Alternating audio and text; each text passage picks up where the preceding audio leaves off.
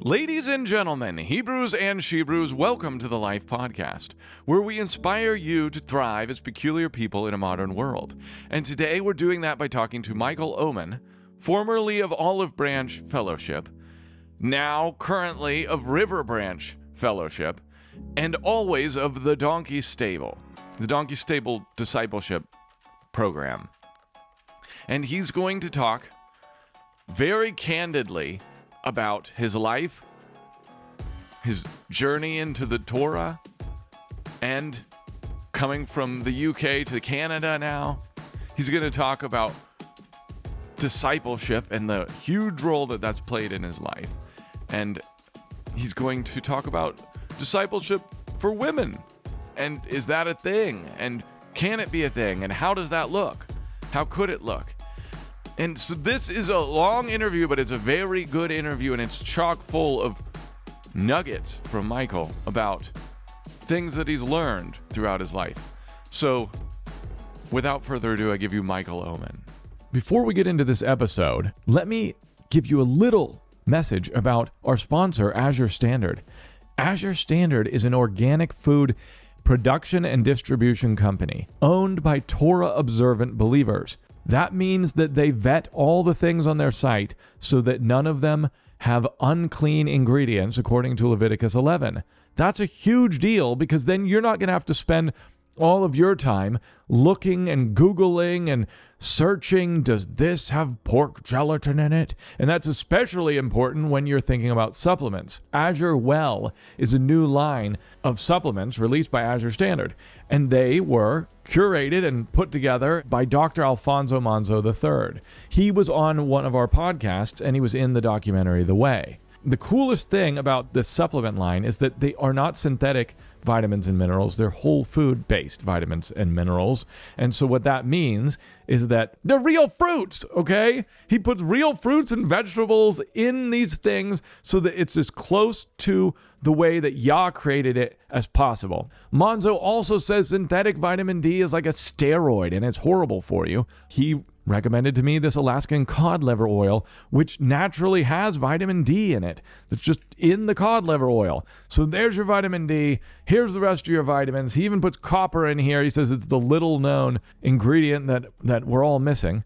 You can go to azurestandard.com and put in code THELIFE15 and get 15% off your first order of $100 or more, and support David Stelzer, the Torah observant owner of Azure Standard, who has already done all the legwork for you to make sure that all the products that you're consuming are clean according to the Bible. So what are you waiting for? Go to azurestandard.com, put in code THELIFE15, and save 15% on your first order of $100 or more. Thank you guys so much for watching this show. If you love what we're doing, tell everyone about it, digitally and in person. Like the video, that tells them about it. Subscribe to the channel, that brands you on as one of our people. And yeah, get the word out about the life. Michael, welcome to the Life Podcast. Thank you, sir. It's good to talk to you. We're not in person, but you're not in the UK anymore. You're now north of me. Yeah, I crossed the ditch as of the end of August, and we'll probably get into that later on in the podcast. But yeah, I'm now in Alberta, Canada. Well, welcome to North America. I'm sure you're bringing more normalcy to Canada already. Oh, I don't know about that. I can be quite the odd fellow, personally speaking. Well, welcome to the club. Maybe we should start off like we normally do, because people, I'm sure most people or many people already know who you are and know about your ministries, but can you start out by just helping people get to know you by telling a little bit about your story? Where do you come from? What did you grow up doing? Who are you? Yeah, sure. Right. Let's give the Reader's Digest version, as it were. Originally, I was actually born in France, and I grew up in France until roughly the age of 8.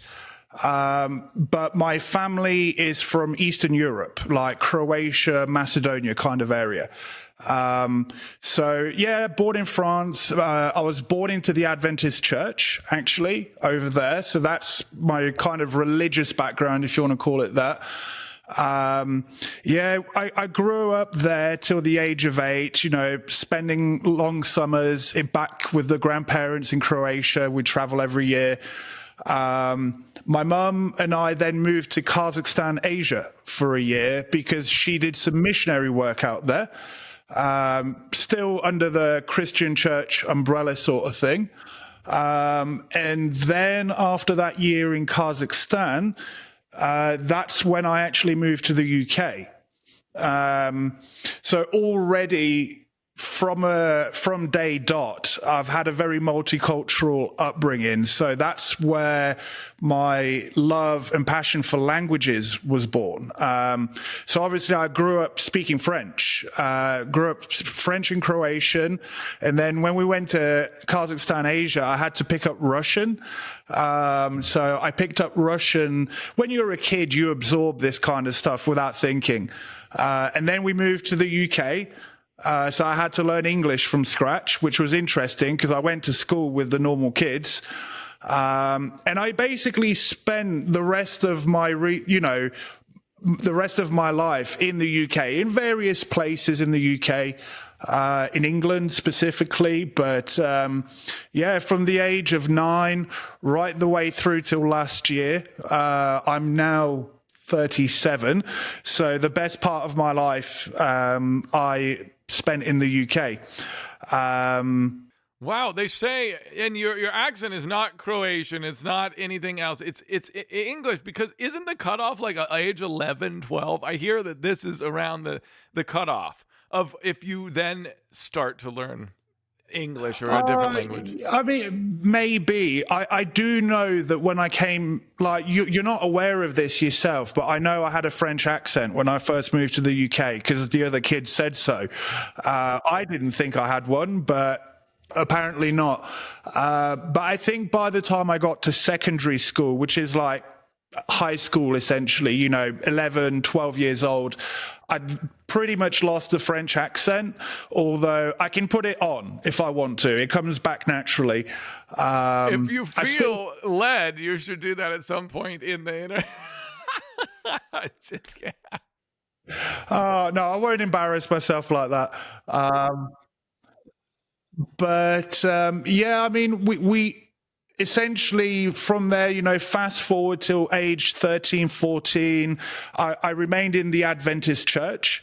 So I always had an understanding of the Sabbath. As a young child, I was ravenous for the word. To the frustration of all the other kids in the church, I used to win every single Bible quiz, without fail. So I always had this hunger and thirst for, the scriptures, as it were, within an Adventist denominational mindset, if you want to call it that. But at age, 13, basically I went off the rails, completely went off the rails. I got into heavy metal, got into playing guitar, electric guitar. I grew my hair really long. Like for about 10 years, I had hair down to my belly button, and everything that you can think of that comes with that scene, all the wonderful, sinful stuff. I did it all. Something people should probably know, I have a very all or nothing kind of personality. And it's one of my greatest strengths. It's also one of my greatest weaknesses. Whatever I do it wholeheartedly. And so, as a child, I got wholeheartedly into the word. When I went off the rails, I went wholeheartedly into going off the rails. I kind of threw my life down the toilet, so to speak, until really from the ages of 13, 14, right through to 18. I left home at 16, moved back home at 18. There was a big turnaround. And even though I remained in the world, as it were. I started changing my life and stopped being irresponsible, went back into education, got a job, all that kind of stuff. And even though, I still did partying, I was able to hold my life together pretty well. I graduated from university, did all of that. During that time, music was my pursuit, specifically playing guitar. And looking back on it, it was an idol. It was my idol. I was going to be, the touring musician and all of that. Now, during that time, I never lost my belief in the Creator, but I just hid it away in the corner of my mind, because when you're in the world, you enjoy your sinful lifestyle. But I never lost my belief in the Creator, even in the depths of my worldly journey. I always knew that there was a Creator, and that there were, I always knew the Bible was true. But fast forward till my early to mid 20s, it's when the Ruach started knocking on the door. And go for it. Before we get into that, I have a couple questions that came to mind. So if you can remember, sometimes it's really difficult to see this in your own life, but what was it, if you could, looking back, pinpoint the point when you were young and you shifted kind of attention from Bible to music, heavy metal? Like, and also, was there any kind of spark, I guess, that made that happen? I'm asking mostly as a parent, thinking about my kids, and also thinking about myself. Like, I went similar thing off the rails in a way, and also knew there was Yah was always real, but life was more entertaining and exciting. But anyway, that's the question. Yeah, I don't think it was a single thing. It was a cumulative effect of several things. One of the things that characterized my youth was I come from my mum divorced a couple of times before. She's with her current husband, who's an amazing person. But my real dad, my paternal father, he left when I was 3, 4, and that's the last time I ever saw him. I didn't think it had an effect on me, but obviously it did, looking back on it, and the reason we moved to the UK actually was because my mum remarried to an English guy, who was an Adventist.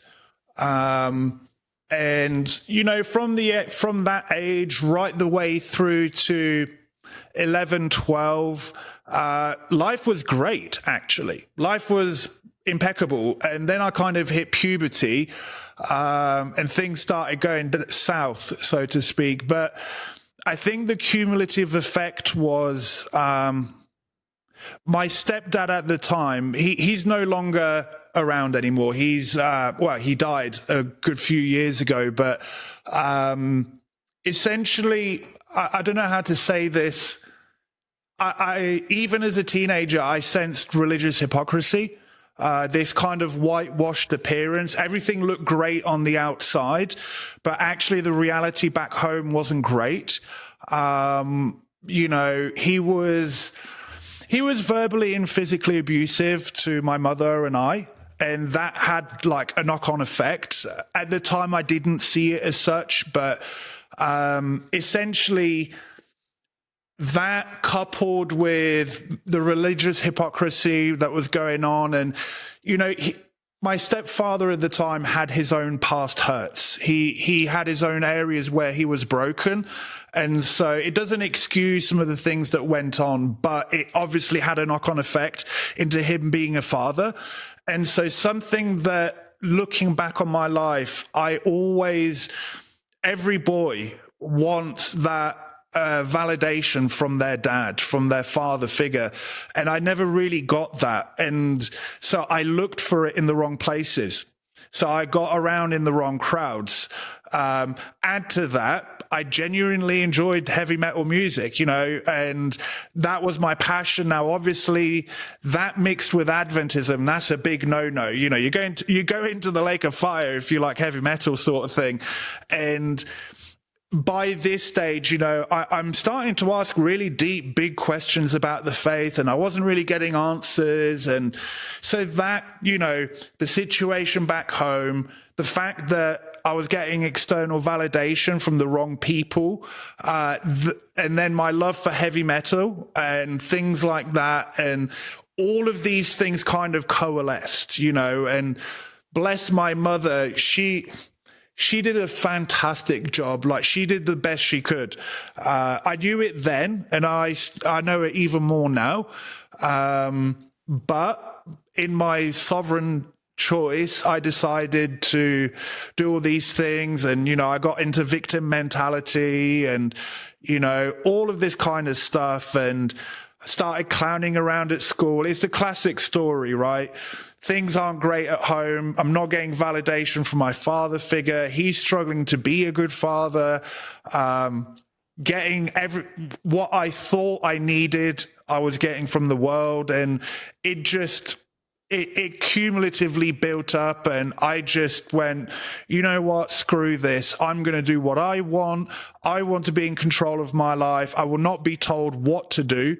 I think that was a big part of my downward spiral.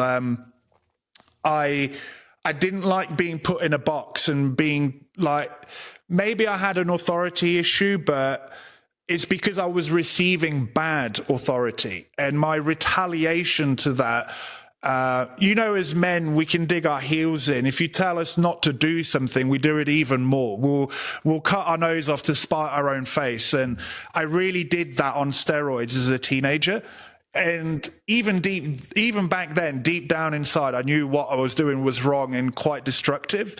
But in my infinite teenage wisdom, or so-called, I thought I knew what was best. And I look back on it, and I guess all I was trying to do was forge my own path and stand on my own 2 feet. I just went about it really badly. And I paid the consequences for it, because it took me a good few years of acting righteously within a worldly context and doing things right to dig myself out of the hole that created.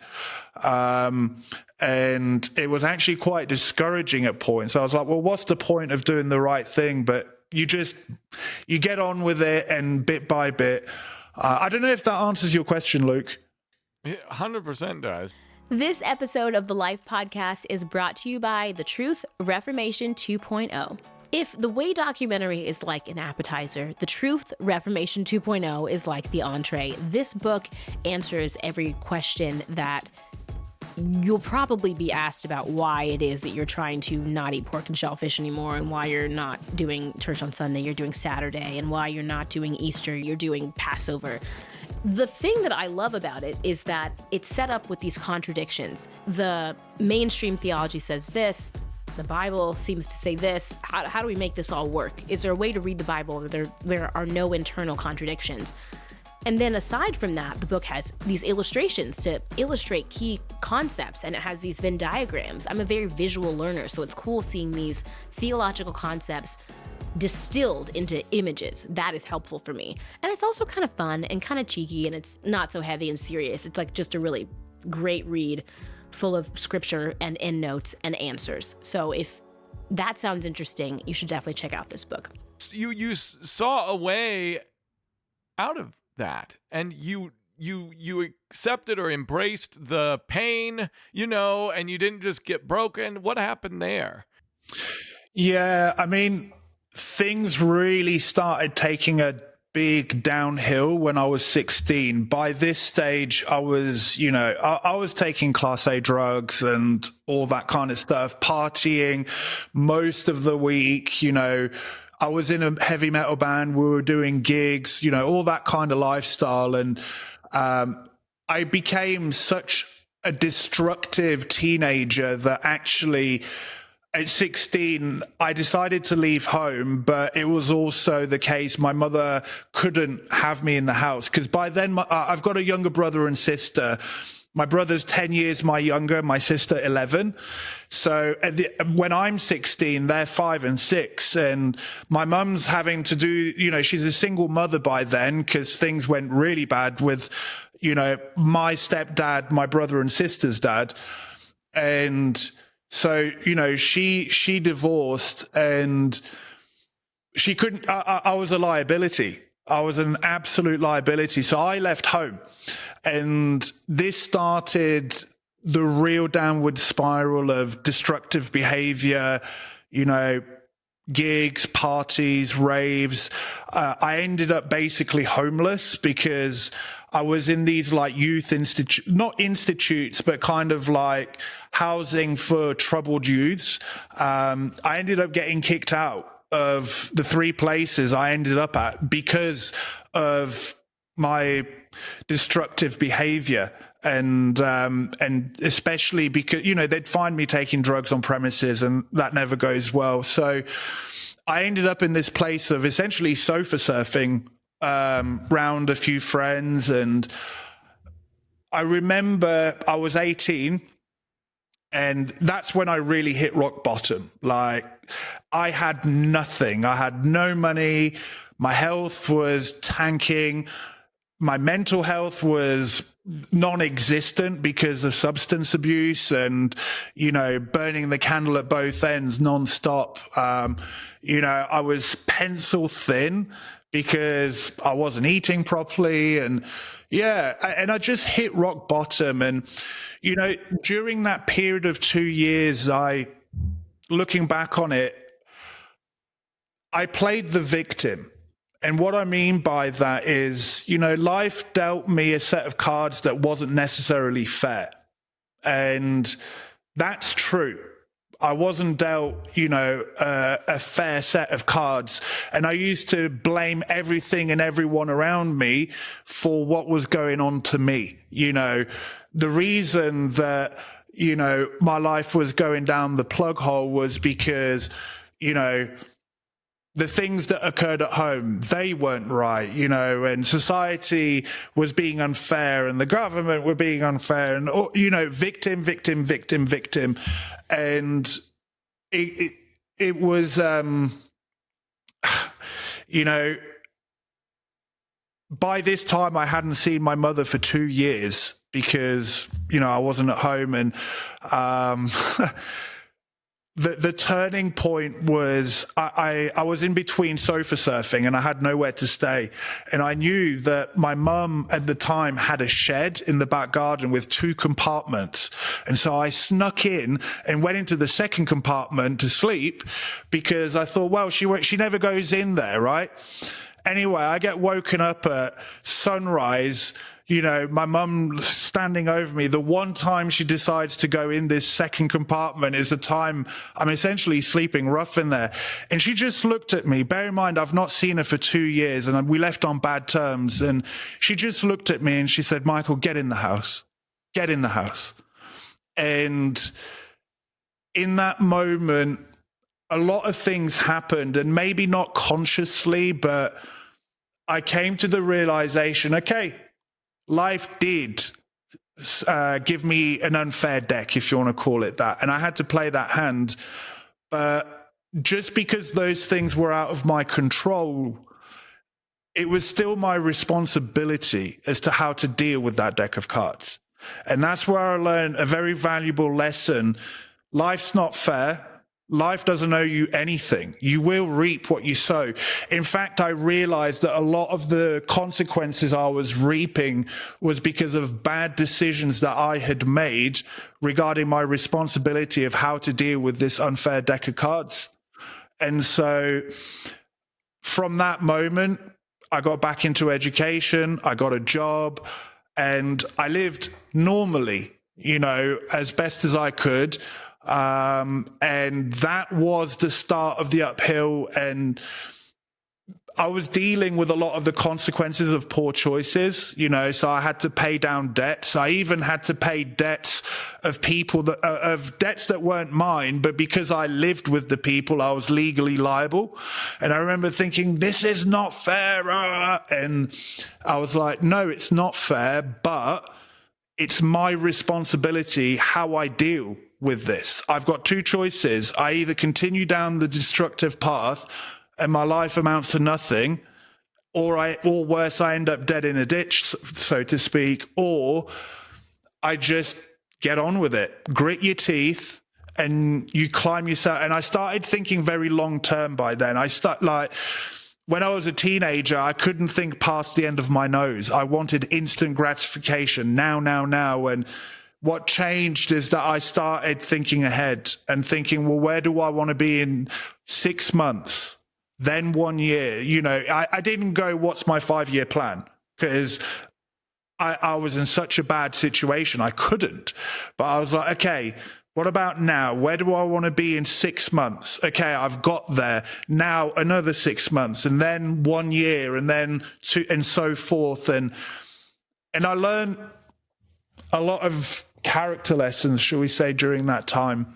Looking back on it, I wouldn't want to go through it again, but I wouldn't change it because I learned some valuable life lessons and it really changed my character for the better.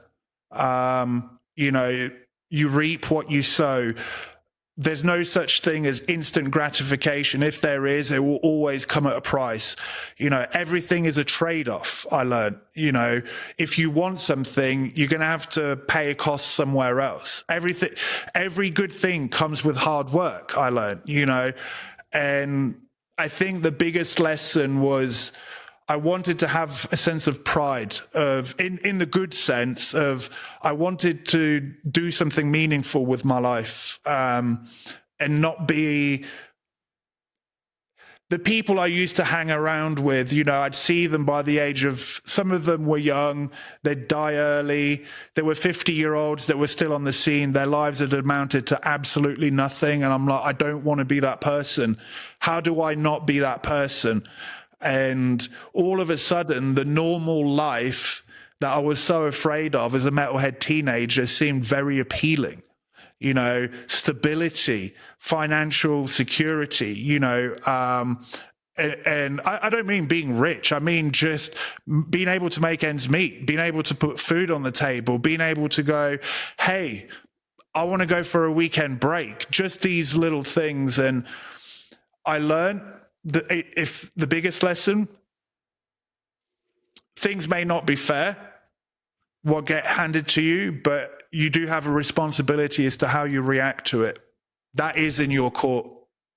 Man, it's kind of amazing that you learned it so early. I mean, that's and now you can look back with such clarity, or maybe you had a lot of wisdom at that point, even just through the hard knocks or something. That's good. Maybe at the time a lot of it happened subconsciously, but as I've grown, gotten older, matured, and reflected, I can articulate it. If you'd have asked me this question 20 years ago, I wouldn't have been able to articulate it nowhere near as well. But I mean, for example, when I was early on in my journey in serving, and people are coming to me with, I don't know, needs of overcoming and stuff. It took me a while to be able to articulate things. People would say, well, I struggle with this. And I'd be like, well, that doesn't make logical sense, because of my journey and because things kind of happened almost at a subconscious level. But then the more I reflected, the more I was able to actually analyze and articulate the nitty gritty, the process of what had actually happened. Okay. Wow.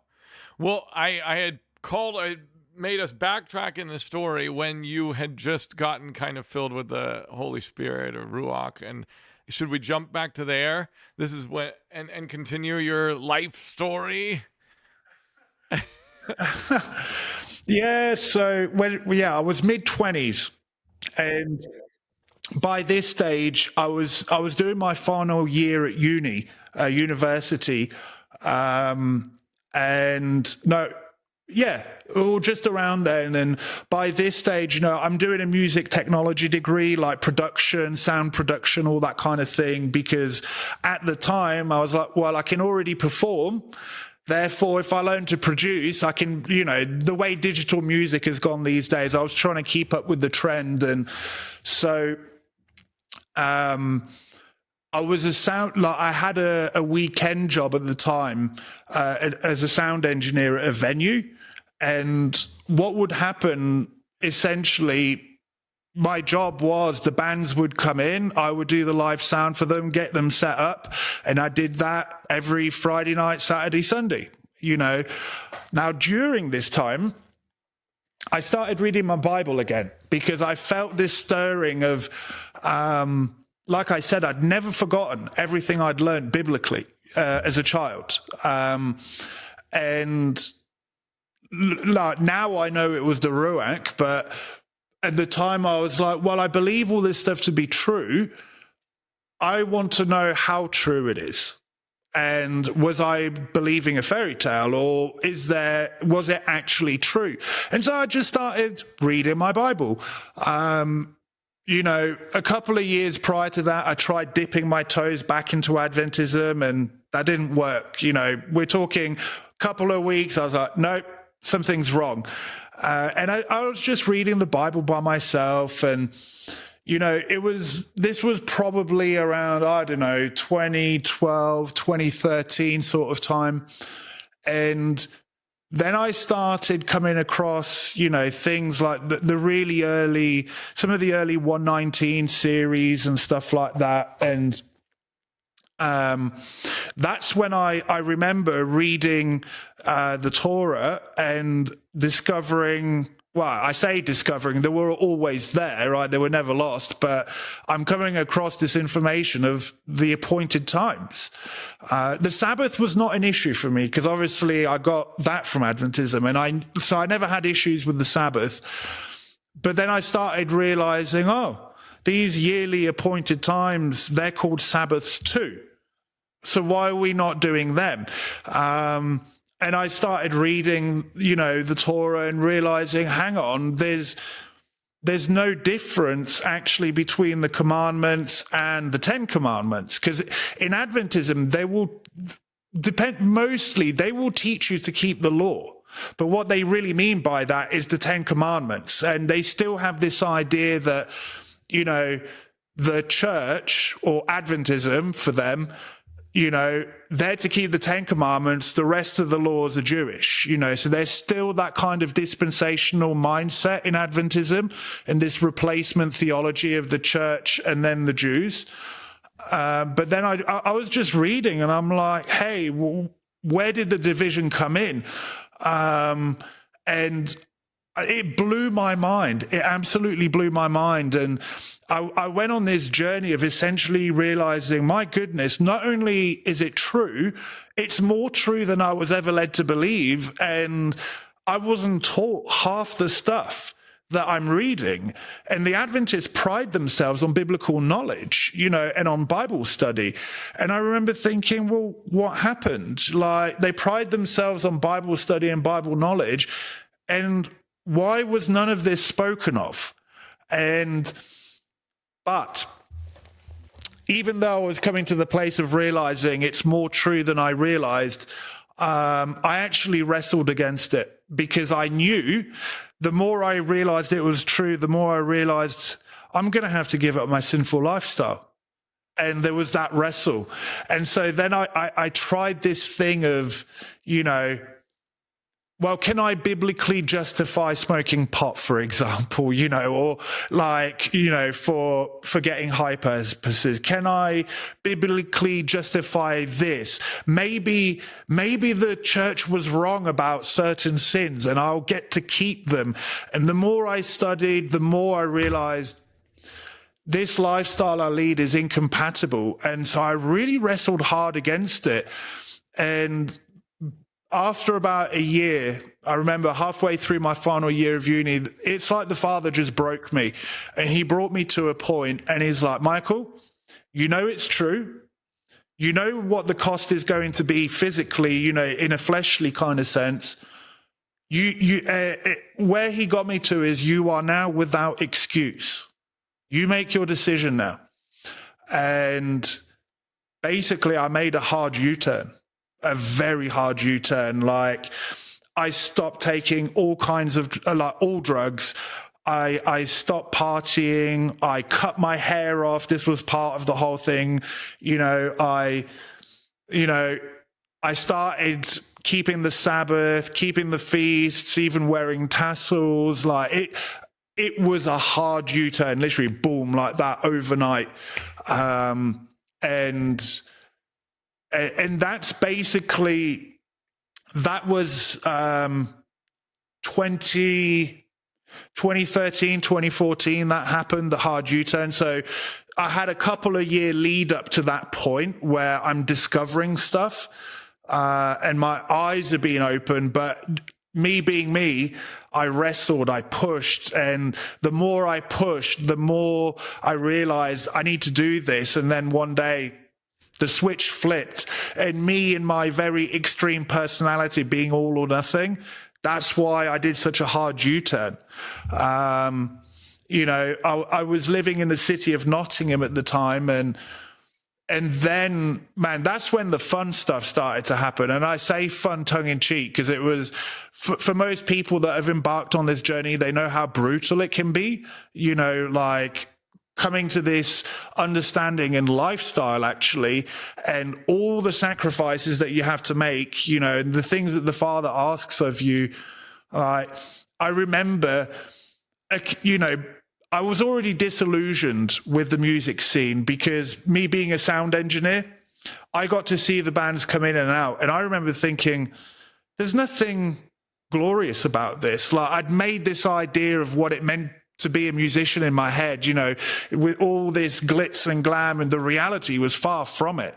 It's a very sobering thing seeing a 50-year-old guy hitting on a girl young enough to be his daughter while doing drugs in the corner of the room. And I'm thinking, and this is what how did I even aspire to want this, and so I was already disillusioned. And then the Father did his thing, in the hard U-turn. And I'm thinking, well, Father, how am I going to make this music career work?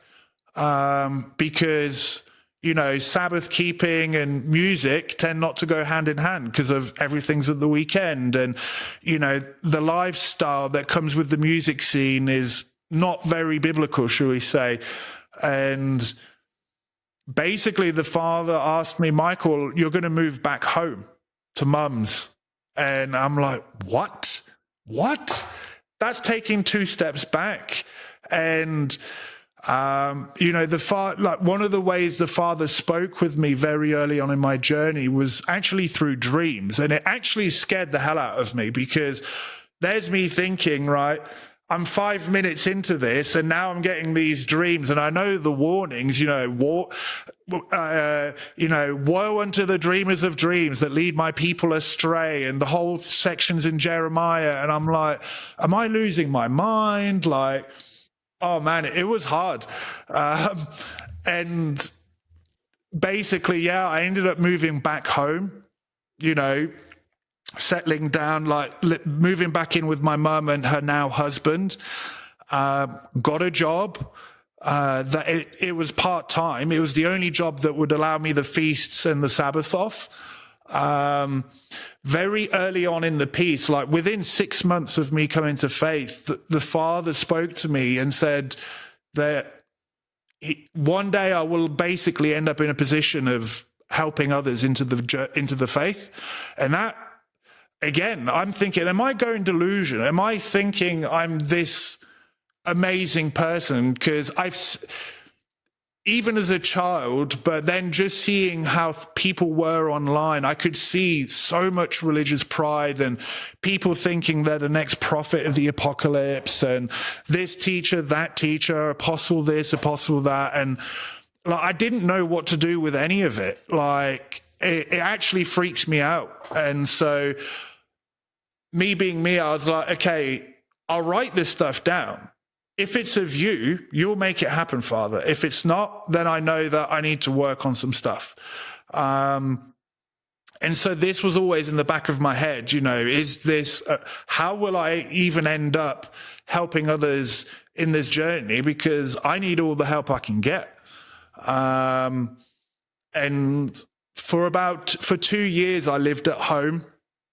And ironically, the Father led me to this assembly, which I would describe as messy costal. And what I mean by that, they kept the feast, the Sabbath, they, kept the basic things like food laws, but everything was very Pentecostal. Like, in fact, there used to be a former Assemblies of God church, and they essentially just changed the days they worship on and their diet. Everything else was still the same. And I remember thinking, Father, why have you led me here? Like, I got exposed to a little bit of, I don't want to call it charismania, but things that I was like, I don't know if this is biblical. But I was like, Father, you led me here. I don't get why though.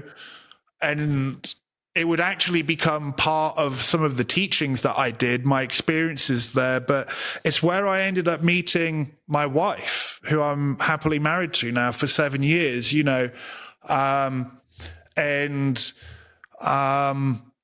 yeah, it was an intense journey. But while I was at home working this menial job in a gas station, I remember being like, Father, why am I here? And, what about this thing of I'm going to help others to faith and blah, blah, blah, blah. Them 2-3 years served the purpose of knocking a ton of pride out of me. He really humbled me. By worldly standards, I was humble, but by his standards, far from it. And that was a really hard pill to swallow for me. While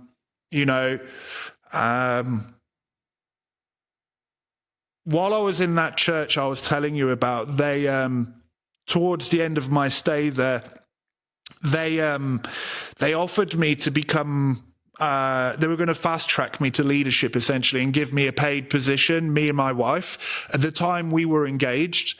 And I remember thinking, this is it. This is what the Father was speaking of. And I'm going to be able to teach these guys the errors of their ways. And I'm going to be able to show them this truth. And I.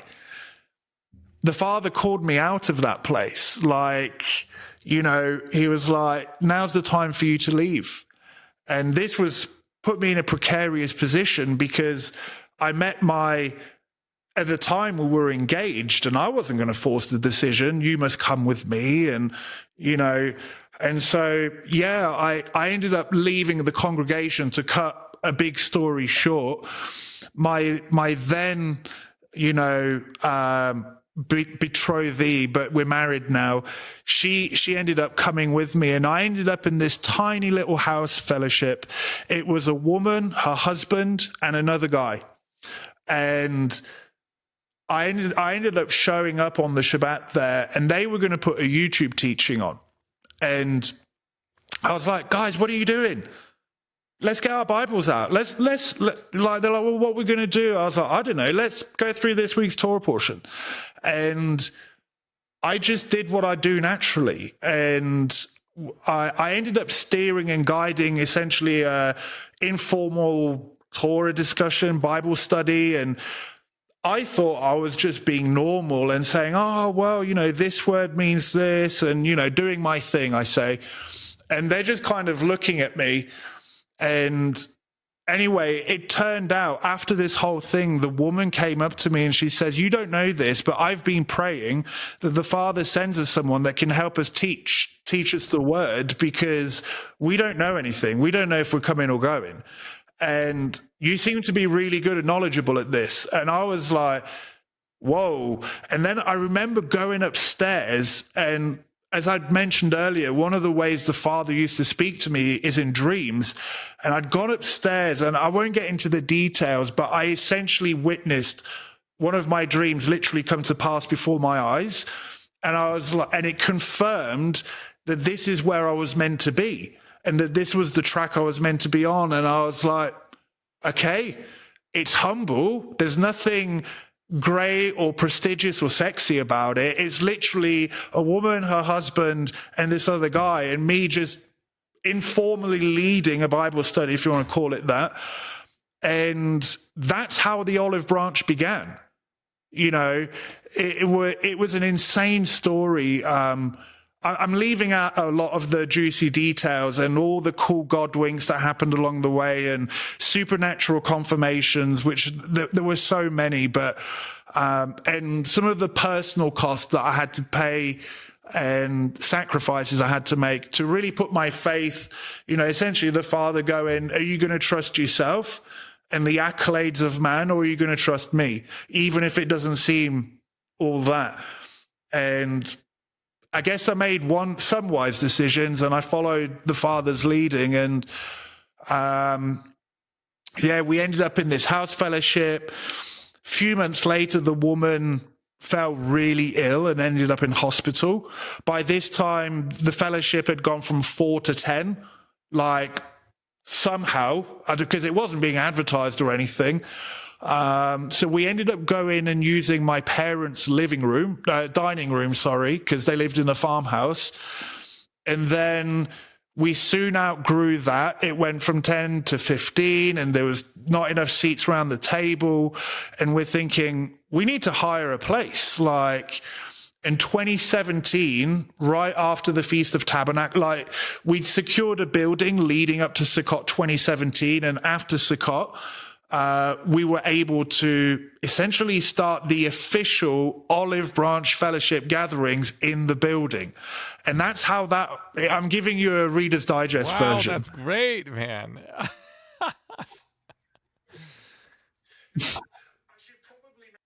Now, I should probably mention, because I know you're going to ask me about this, how did Curtis and all of that and discipleship come into the play?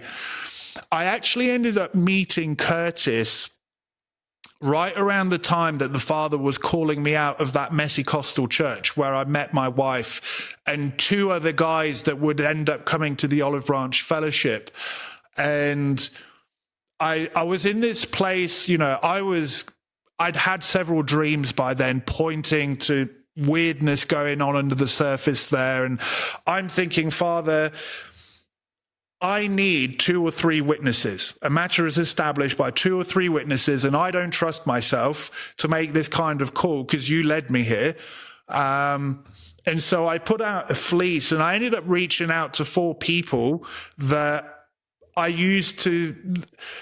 thought, okay, I respected their teachings, shall we say. One of them was Curtis.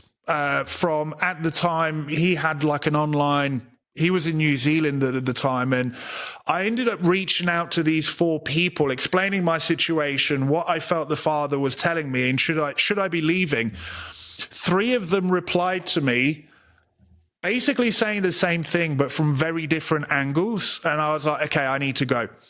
And so I left. One of those people was Curtis Reed.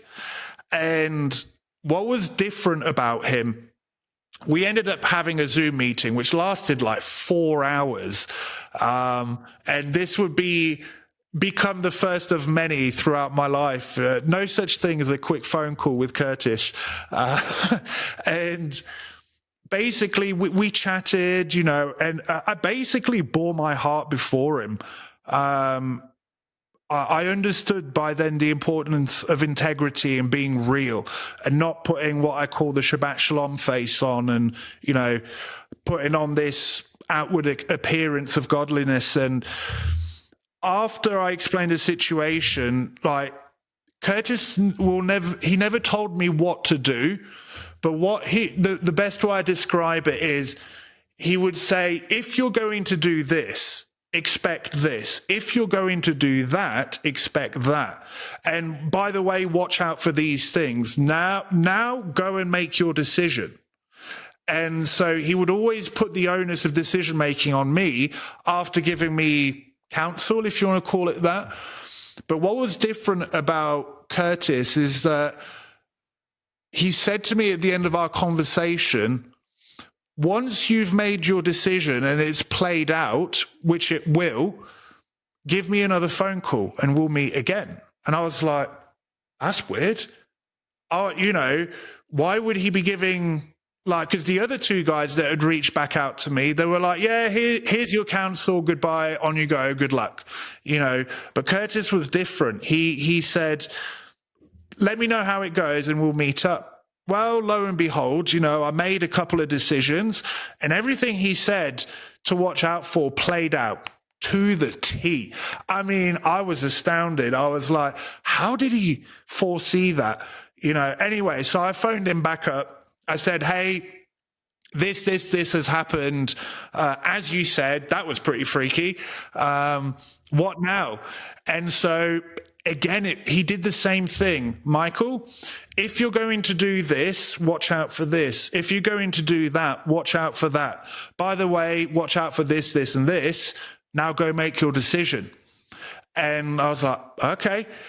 And so I heeded the counsel and I made some decisions and I left. And again, everything played out. I was like, how is he doing this? Like, and I would come to learn that, the more you grow in the faith, your line of sight grows. You're not foretelling the future, but when you understand spiritual dynamics and spiritual drivers and emotional drivers, you can predict the way things are going to go, but what you can't predict is people's sovereign choice.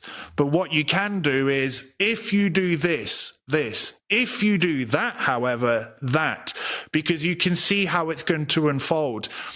And that began, I guess, the start of our friendship. And I remember after like our third, maybe fourth meeting, by the way, which were each 4 hours long. And during that time, I just poured out my heart to him. Like, he got to see the good, the bad, the ugly.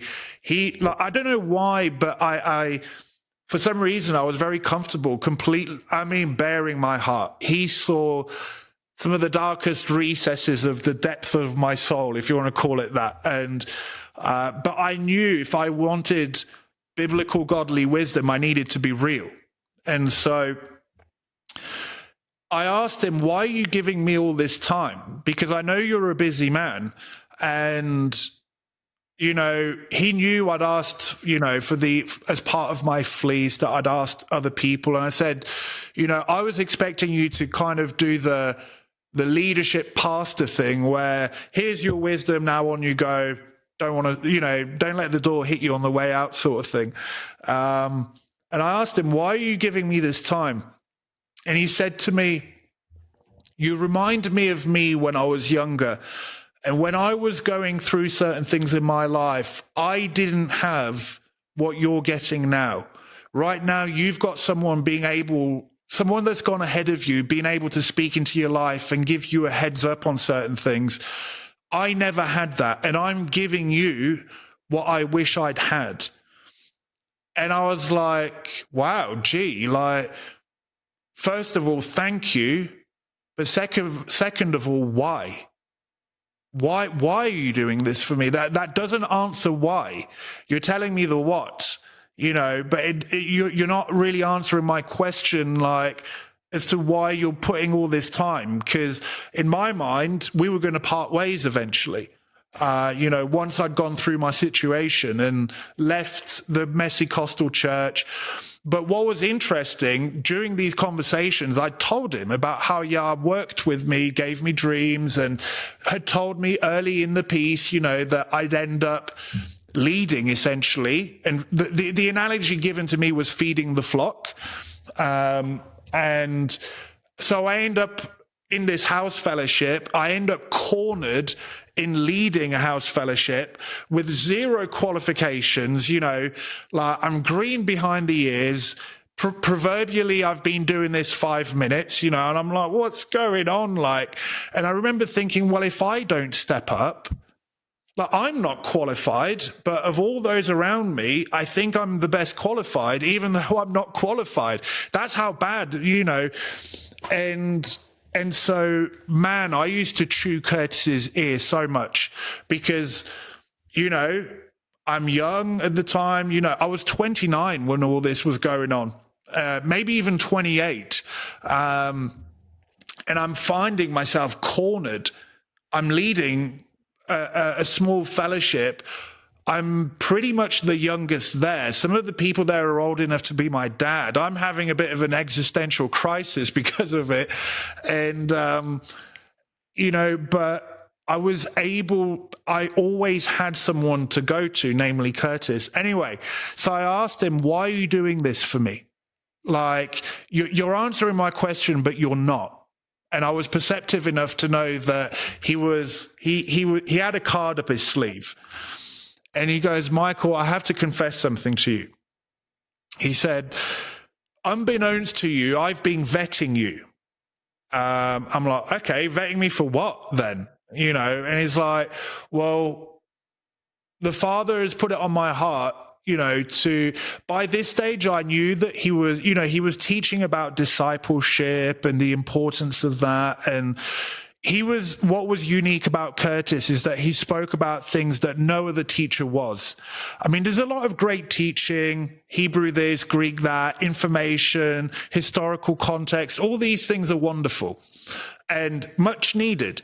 But he was teaching on things like authority, the design of men and women, authority in the home, authority in the fellowship, spiritual dynamics, repentance, and really and I'm thinking, man, this is what I've been seeking for. And I remember being blown away by his discipleship teachings because the Father had put him on a journey to basically figure out discipleship principles at a great cost to him. He went through some serious fires, and that's his journey. But he'd already spoken to me about some of these things, and he said, Michael, the Father has put it on my heart to go wider with this. And now I have the ability to manufacture a discipleship supergroup if I want. I know all the teachers. I know I could, get all the leaders of the movement together and form this supergroup. But I know this would be me doing it in my own strength. And so he told me that he'd put a prayer to the Father. Father, if this is of you, send me the men. You send them to me. Show me who these people are that you want to take these discipleship principles further to. Well, lo and behold, it was right around that time that I reached out to him completely innocently because of my situation going on my hand. And it turns out that a few other guys had reached out, and I was probably the first or one of the first to reach out to him out of the blue. So from his end, he's put this prayer out, Father, who are the men? And then all of a sudden, his phone starts ringing, people that he's never met. And so he's vetting myself, all these other people. And so he says, Michael, I'm coming clean. I apologize. You're going to have to forgive me. I'm like, forgive you for what? When do we start? I said to him, when do we start? Let's do this. And he says, Michael, we've already been doing it. You and I have been doing it on the one-on-one. And this is how I've been testing you. I wanted to see if you're a man in repentance and if you're a man worth your salt, so to speak. And, during the time that we were having this one-on-one process, he got to witness a lot of things on my end. I had to give up I had to leave a congregation, and the future leadership position that was coming out that was attached to that. I had a really sweet deal in that assembly. I was on the worship team. I got to, I was playing guitar, so I got to use my giftings with it, within a spiritual setting, if you want to call it that. I was well loved. People would come up to me and oh man, the way you play up there, it really helps. It fits. I had a really good deal going on, and the Father says, time for you to leave, and so I had to give that up. As part of that, I had to put my future bride on the altar because I wasn't going to force her to come with me. And I was like, now by this stage, we were very close, obviously. And, But I said to her, look, I'm going to leave this congregation. You know the reasons why. I'm not going to force you. I want you to come with me. I believe Yah has put us together. We both believe that, but you need to make this decision. And I had to leave that. And of her own sovereign choice, she decided to come with me. So I had to even lay my future bride on the altar. You know, I'm leaving out some details, but I had to make a lot of sacrifices. And then Curtis got to see how I would respond to being cornered into being a servant leader of a house group and how I would react to that. Would I get all arrogant and puffed up and proud? Would I go about it the right way? You know, would I continue to seek counsel?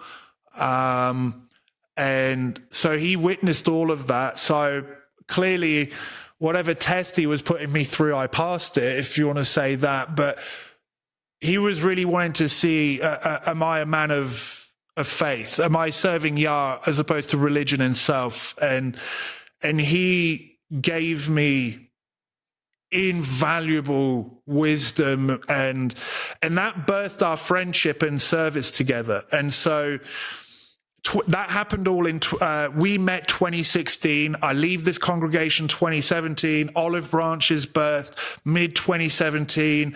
And now I'm finding myself leading a congregation and doing teachings every week. And I'm like, I am so not ready for this. And so I had the beauty of having someone that had gone before me, made a lot of mistakes along the way and learned from them. And I got to glean that wisdom, and that began discipleship. And loads of other guys, you know, I say loads of other guys, a group of us ended up becoming what would now become Donkey Stable 1, DS1, we call it.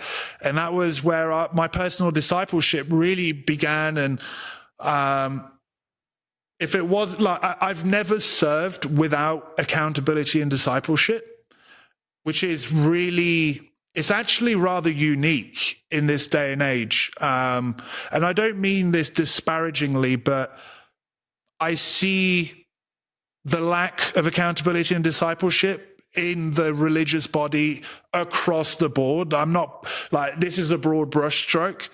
And I think a lot of bad fruit has come from that, which is why there's a lot of people hurt in the body of Messiah. And not that I haven't had my own trials and difficult things to deal with as a leader, but because of discipleship, I've been able to mitigate a lot of bad fruit in my life and what would become the Olive Branch Fellowship. That's huge. That's bonus that most people don't have, like you said. And I talked to Curtis the other day, and we talked about this a little bit, and I realized that he's right. Discipleship is like a huge thing that's missing from every part of the church, the mainstream church, the Torah movement.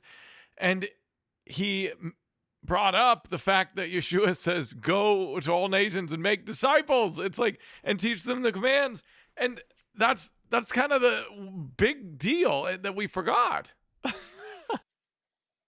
Well, you say there's a lack of discipleship. Let me not correct you, but let me say there's a lot of pseudo discipleship going on. Because if you go to a Christian church, there's plenty of discipleship programs. 12 steps to being a disciple, you know, your 12-week course, Alpha course, Bible study. You know, Judaism has its own version. You know, if you say discipleship, everyone has an idea of what this thing is. It's a word that is surprisingly common. And so I agree with you in that there is a massive lack of discipleship. However, there is tons and tons and tons of what I call pseudo discipleship. It pretends to be discipleship, but it isn't. You know, most people, I'm going to paint a broad brush stroke. Generally, when people have an idea of discipleship, they think a Bible study. Or they think some kind of life group, you know, a place where you can pour out, you know, almost like a counseling session. That tends to be the two buckets or a mix thereof. When people think discipleship, they think Bible study or counseling. And No, a Bible study is a Bible study, and counseling is counseling, but discipleship, it took me a while to really understand the nature and essence of it. Like, I'd be lying to say that, Curtis and I did our one-on-ones and then DS1 was formed and puff, all of a sudden I know what discipleship is. No, it was a journey. It was a journey of figuring out what it was. And it wasn't an easy one, because within what I believe is true discipleship, there's a lot of accountability. You're forced to walk in the light, which means that, if you're walking wonky or you've got agendas and ulterior motives, you soon get called out if your discipleship group is operating the way it should. I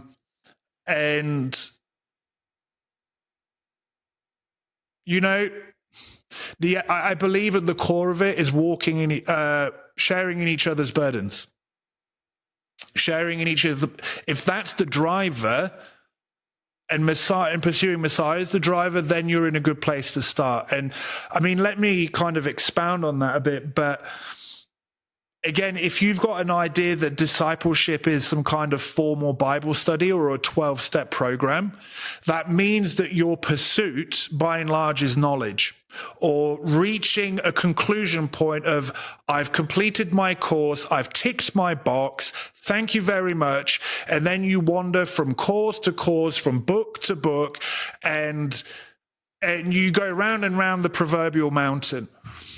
Or if you think that it's a counseling group, yeah, you'll get some counsel. You might be going through something in your life, but what about when life is going good and you don't need counseling? What does discipleship look like then, you see? And so go on. Oh, sorry. I was just going to say, this may be a good bridge into, can you walk us through what one of these meetings looks like, so you can and tell us, as like anything you can, like, what is discipleship? I'm sure everyone is asking that in their heads. They're like, well, tell us then. Tell us, Michael. At the core essence, sharing in each other's burdens, thus fulfilling the law of a Messiah, as the Apostle Paul would say. Now, okay, Michael, you're just quoting a Bible verse. What does that look like practically? When you've got a bunch of 12 guys, because we cap it at 12. By the way, let me just say, discipleship occurs at many levels, at varying levels of intimacy. And so maybe Curtis gave you the tree ring analogy. Did he give you that? A little, yeah. But please tell us. Yeah, so think of the tree rings. The widest ring, call it the 120. We know there was Yeshua and the Father. He had his 12 disciples, but within his 12 disciples, there were 3 he was particularly close to, Peter, James, John. And then from the 12, you have the assembly level, and then you have a wider level, which is like the whole body of Messiah. And the analogy we use to put that in the modern context, think of the widest ring as maybe internet YouTube land, or maybe like a really large feast gathering, where there's like several hundred people. Does discipleship occur at that level? Yes, to a degree, but there's zero intimacy. You don't get a chance to really go deep and to get to really know someone. It's on that outer ring. The next ring down is what I would call the assembly level, call it the 70 in the upper room. This is maybe your weekly Shabbat gathering. It's way more intimate than, say, internet land or a big feast gathering, but it's still not very intimate. It's that, fellowship, assembly level. Then you get the 12 level, which is what Yeshua really patterned and modeled in his ministry on earth. And then within that, you get your 2s and 3s, that really intimate group of, this is where, yeah. And then the most intimate form is the marriage covenant, if it's operating correctly. And so discipleship, a form of it, occurs at every of those levels. But the thing that is different is the level of intimacy. And with the level of intimacy comes the more intimate you are with someone, the more you tend to share in your burdens with them, thus fulfilling the law of Messiah, right? My wife shares every burden that I carry and vice versa, because we're married. We're as intimate as it gets in the shadow picture in this time domain, but so I'm part of DS1, Donkey Stable 1. We call them Donkey Stables just because there's a story behind that. And, but our pursuit is to share in each other's burdens.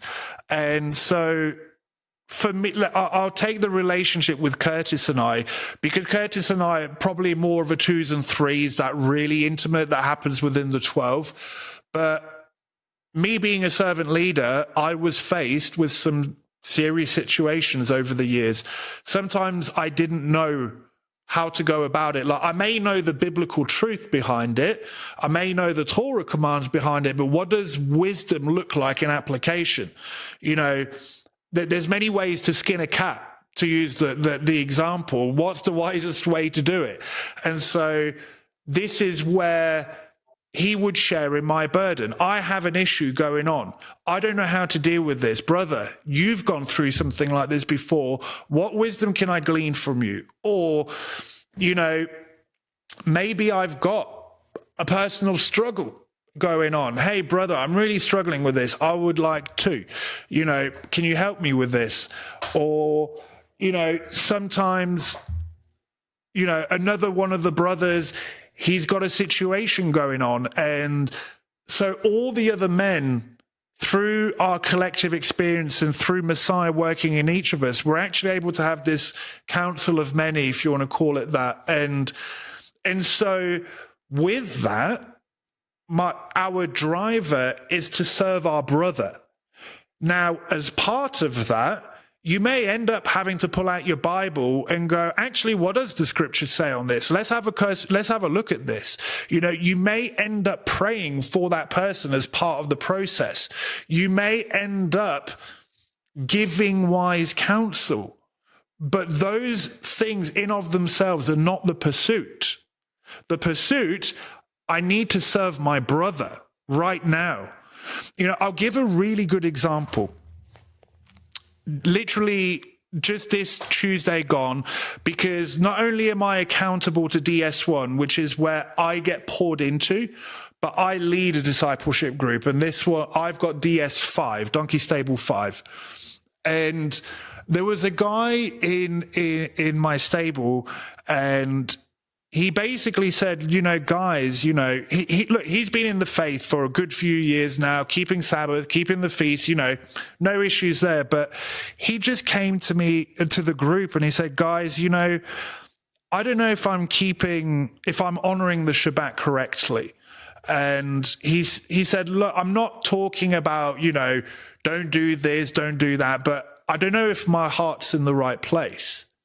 And so we started asking some questions. Now, I'm not going to get into the details of it, but in that moment, we didn't go, well, you shouldn't do any servile work and you need to do this. He already knew those rules. He already knew these things, but he needed, how does it apply to my life? And is my heart in doing this right before Yah? Because you can tick all the boxes you want, but your heart not be in the right place, as demonstrated by the Pharisees of the first century.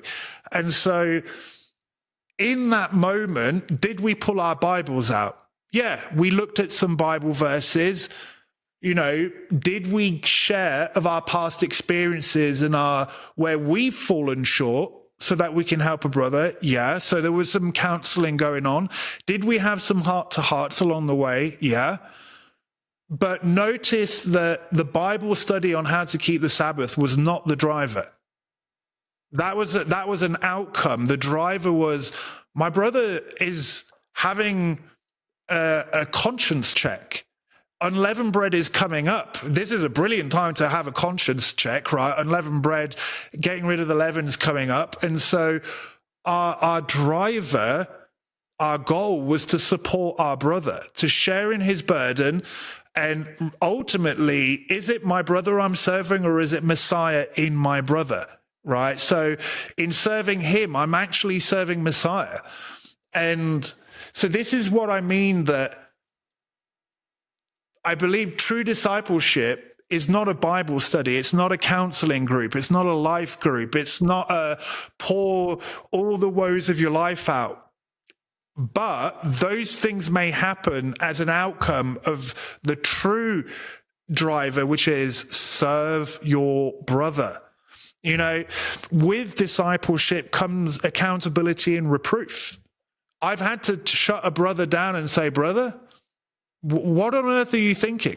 You know, it's sometimes there's joy, sometimes there's tears, sometimes there's reproof, sometimes there's serious accountability. You know, I've had to say to a brother before, you know, you've made this series of unwise decisions and you wonder why you're dealing with bad fruit. You know, what do you do when one of your brothers, dare I say it, starts to question Paul? I've had this in one of my groups before, and do I now kick that person to the curb and call them a heretic? Knowing where this can end up, you and I both know, you know, these journeys and some of the wonkiness that goes on, or do I serve him in his time of need? And I chose the latter. We served him in his time of need. And we essentially said to him, give us your 5 big hitters. If we can deal with your 5 big hitters, the rest of it falls into place. And he agreed. It was a challenging month. Every week we had our discipleship. And here's the best part. That situation exposed where a couple of the other brothers in the group were. Because what was their reaction? You're a heretic. You're denying Paul. You're going to go into the, you know, and I'm like, brother, shut up. Don't you think he already knows what you're about to say? Why do you think he was afraid to even bring that to the group initially? Because of reactions like yours. You need to sit down and shut up and serve your brother. I was like, if you think you're mature and rock steady in your faith, let's actually, rather than point the finger, help him out. Because by the way, you know, I had to say to him, I agree with you. I actually agree with you. He is on a dangerous path. I do think he's on a path that could lead to some serious doctrinal heresy. I agree with you, but the way you're going about it is shameful. And so either sit down and shut up or help me out and let's tackle this issue. And so do you know what I mean? The discipleship did what it was supposed to, because a brother who was going through a serious doctrinal crisis was able to, have the courage to bring it there. We were able to deal with the issue over a period of 4 weeks, and boy, did it get heated. I mean, there were accusations, there was, you know, swearing and cussing, being like, it was heated, man. But we're big enough and ugly enough and hopefully mature enough to be able to look past a snapshot of someone behaving badly and kind of go, okay, let's serve into him. But it also exposed where some of the other guys were at. And those guys that ended up pointing the finger after the matter said, you know, Michael, I'm sorry. While I was technically correct in my box ticking, if you want to call it that, my attitude stank and I was being self-righteous. And so discipleship will expose by the nature of it. And now here's the thing. I was only able to deal with this brother having a Paul crisis, if you want to call it that, because I knew that the rest of the guys in the group were mature enough to handle it. I knew their faith was rooted enough. Like, had there been someone less mature in the group, I may have decided to go on this Pauline journey with the brother one-on-one or with a couple of other brothers kind of in that 2s and 3s scenario for the sake of the little ones. But I had the opportunity that, no, I think the guys are strong enough to handle this, and this is going to expose, and it did. And so was the driver, let's prove how the Apostle Paul should be in the Bible? No, it wasn't. But my brother at the time had a burden. He was in a serious crisis and we served him. An outcome of that, yes, we had to do some Bible study. We had to pray for him. I had to hold some brothers to account. I even had to use the silence function on Zoom. But I'm giving a very extreme example here. This has only happened, once or twice over 5 years sort of thing. So when you ask me, what does discipleship look like? That's what it looks like. I'm giving you two extremes. It can get very heated. And look, you see record of this in the Gospels. The disciples bickered and argued amongst themselves who's the greatest. And it would have got heated, But then you see the loving compassion, the mercy, the bearing in each other's burdens. When Peter denied Messiah, where do you find him after the whole ordeal? Fishing with the other guys. This means, now think about this. This means that along the way, a serious conversation must have happened, but they didn't cast him out. There must have been a journey of repentance, because if not, I'd be surprised whether the other guys would still be fishing with him, right? There's something that's not recorded, but there must have been a process. And I can say that fairly confidently because of my experience of discipleship. And so, sometimes there's laughter. Sometimes it's deep. Sometimes it's difficult. Sometimes it is more surface level. Sometimes it gets heated. But at the core of it, am I serving my brother? And when you get 12 guys together every week, someone's bound to have something that they need some help with. And that's the driver. Sometimes it's more superficial. Sometimes it's really serious. I gave the example of the brother asking about his heart being right in keeping Shabbat.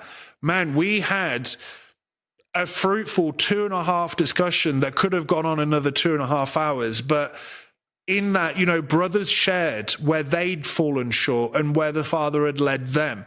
In that, yes, we looked at a couple of verses, but not the ones you would think of, because this brother already knows the do's and don'ts, the box ticking, if you want to call it that. So we looked at the heart of the matter, and, and sometimes you're just having a bad day and you need to vent. We're human beings. I'm a servant leader, and people may paint me in this, a lot of people watch me and I'm not made of gold. I'm not the holy man. I'm just another human being. I've got my own idiosyncrasies. I've got my own difficulties. I've got my own struggles. Me being a servant leader and a mouthpiece in the body, if you want to call it that, I need the accountability more than the average person, because I am being used as a mouthpiece. And so this is something I realized in the religious body, that there's this idea that the more mature you get, the less accountability you need. I would say flip that on its head. The more mature you get, the more accountability you need, because as you grow, you tend to be used more by the Father. And as you grow and become more confident, you're actually more prone to pride, because you are capable, you are able to do things, And so for me, because I have a very public-facing role in the body, I need that accountability even more than anybody else. The discipleship at the 12 level, I say to people, if you're not going to commit, don't bother showing up. Because this is not just a men's group. This is not just a Bible study. This is not just a life group, a cell group, whatever pseudo-discipleship term or preconceived idea you have. When you commit to this group, you're committing to the men in that group. You're choosing to say, I am going to take time out of my life to walk with you. I'm going to choose to take the time out of my life from my wife, my kids. I'm going to give you a direct line to me, and you're going to give me a direct line to you. You're saying, brother, if you see a speck in my eye, I want you to point it out. Just do so gently and meekly. But you're giving me the same right. If you see me, you know, and if I see you, you're going to, hopefully you want me to just, you know, hey, brother, sister, you know, I see you going off piste, but you can only truly do that if you truly know someone. You know the context of their life. You know their idiosyncrasies. You know the actual, you know, so many people are so quick to... One of the saddest things I see is in things like social media or even a Q&A, maybe after a teaching and stuff, someone will ask like a really deep personal question, or they'll raise a struggle in an environment where no one actually really knows them intimately well. That's one thing. You know, I wouldn't say that's wisdom. But then the cherry on the proverbial cake is that someone then, not knowing their situation or anything about the person, is so quick to speak into their life and magically fix them and give them the silver bullet that's going to fix their life, when in reality you may actually be hurting that person even more because you don't know them, you don't walk with them. You know, I've had, because of my position in the body, I've had two people come to me with the exact same problem, and the counsel I've given them has looked very different because I know that situation and I know them a bit more intimately. And so this is the essence of discipleship. You're committing for the long haul. I mean, again, look at the apostles. Did they stop walking together after Yeshua ascended? We see the opposite. They were working together even more. You know, Curtis has the right to speak into my life because he knows me so well. Like, a lot of people who watch me may think they know me. Like, you get a good, I guess you get to know a bit more about me than the average Joe, but you don't know me. You don't know who Michael the human is. You know Michael the servant leader. Curtis knows Michael the human. You know, he knows me without the servant leader hat on. And so he has way more right to speak into my life than, say, even you, Luke, because, you know, you don't know me intimately well. You don't know my struggles. You don't know, you know, and the same could be said the other way around. Look, your wife has every right to speak into your life. Yes. Amen? Yeah. She's your wife. What right do I have, even with my position in the body as servant leader? You know, I have some knowledge, I have some wisdom that I've accrued over the years. I'm biblically literate, you know, I'll say that. But I don't have the right to just think that I'm the great prophet Michael, and in I come to give you the super wisdom from above that's going to fix your life, Luke. No, I don't have that right to do that to you. Your wife does, though. Why? Because she knows you intimately well. There's going to be brothers in your life right now. You will take their counsel over mine, and so you should, because they know you a lot more intimately well. And unfortunately, something that characterizes the Messianic Hebrew roots, you know, if you want to give it a label, this Torah movement, everyone thinks they know a thing or two, and they're very quick to speak into everybody's life. And then we wonder, there's all this unwise behavior going on. There's all this bad fruit going on. I wonder what the link can be. You know. Wow. Okay. You've given us multiple, and thank you so much, examples of discipleship in action as you've seen it. And it seems like everyone needs this, of course. And if I can try now, I want to try and recap to make sure that I understand, and then I'm going to ask a few pragmatic questions about it. So it seems to me that the big benefit that's jumping out to me is that it's so hard to live in the present. As an aside, it's so hard to live in the present because we're always thinking and planning for the future or regretting something in the past. But when we're in the present and we're meeting with someone, a bunch of guys, 12 guys, and we're talking to those guys and we're just talking about the present, really, and what we're thinking about in the future, I think, what at least as you've described, they can help arrest stupid ideas before they happen a lot of times, or help you, I guess, in real time make a better decision. And so that is huge. Everyone wants that. That's a huge deal. The fact that anyone would take the time to do this with you, especially anyone with any kind of semblance of wisdom, especially anyone with any semblance of biblical wisdom, is just, it's so rare. Okay. Sorry. And just to add to that, Luke, you know, with that comes a couple of things, like that hinges on you being open to the men. With that kind, you have to be able to go to a vulnerable space, see, to be able to even do that, because you're opening yourself up. You're literally removing the Shabbat Shalom face. And you're giving of yourself. Now, here's the problem. Many people are hurt and their trust has been broken. And us men as well, we can be very distrustful and very emotionally constipated.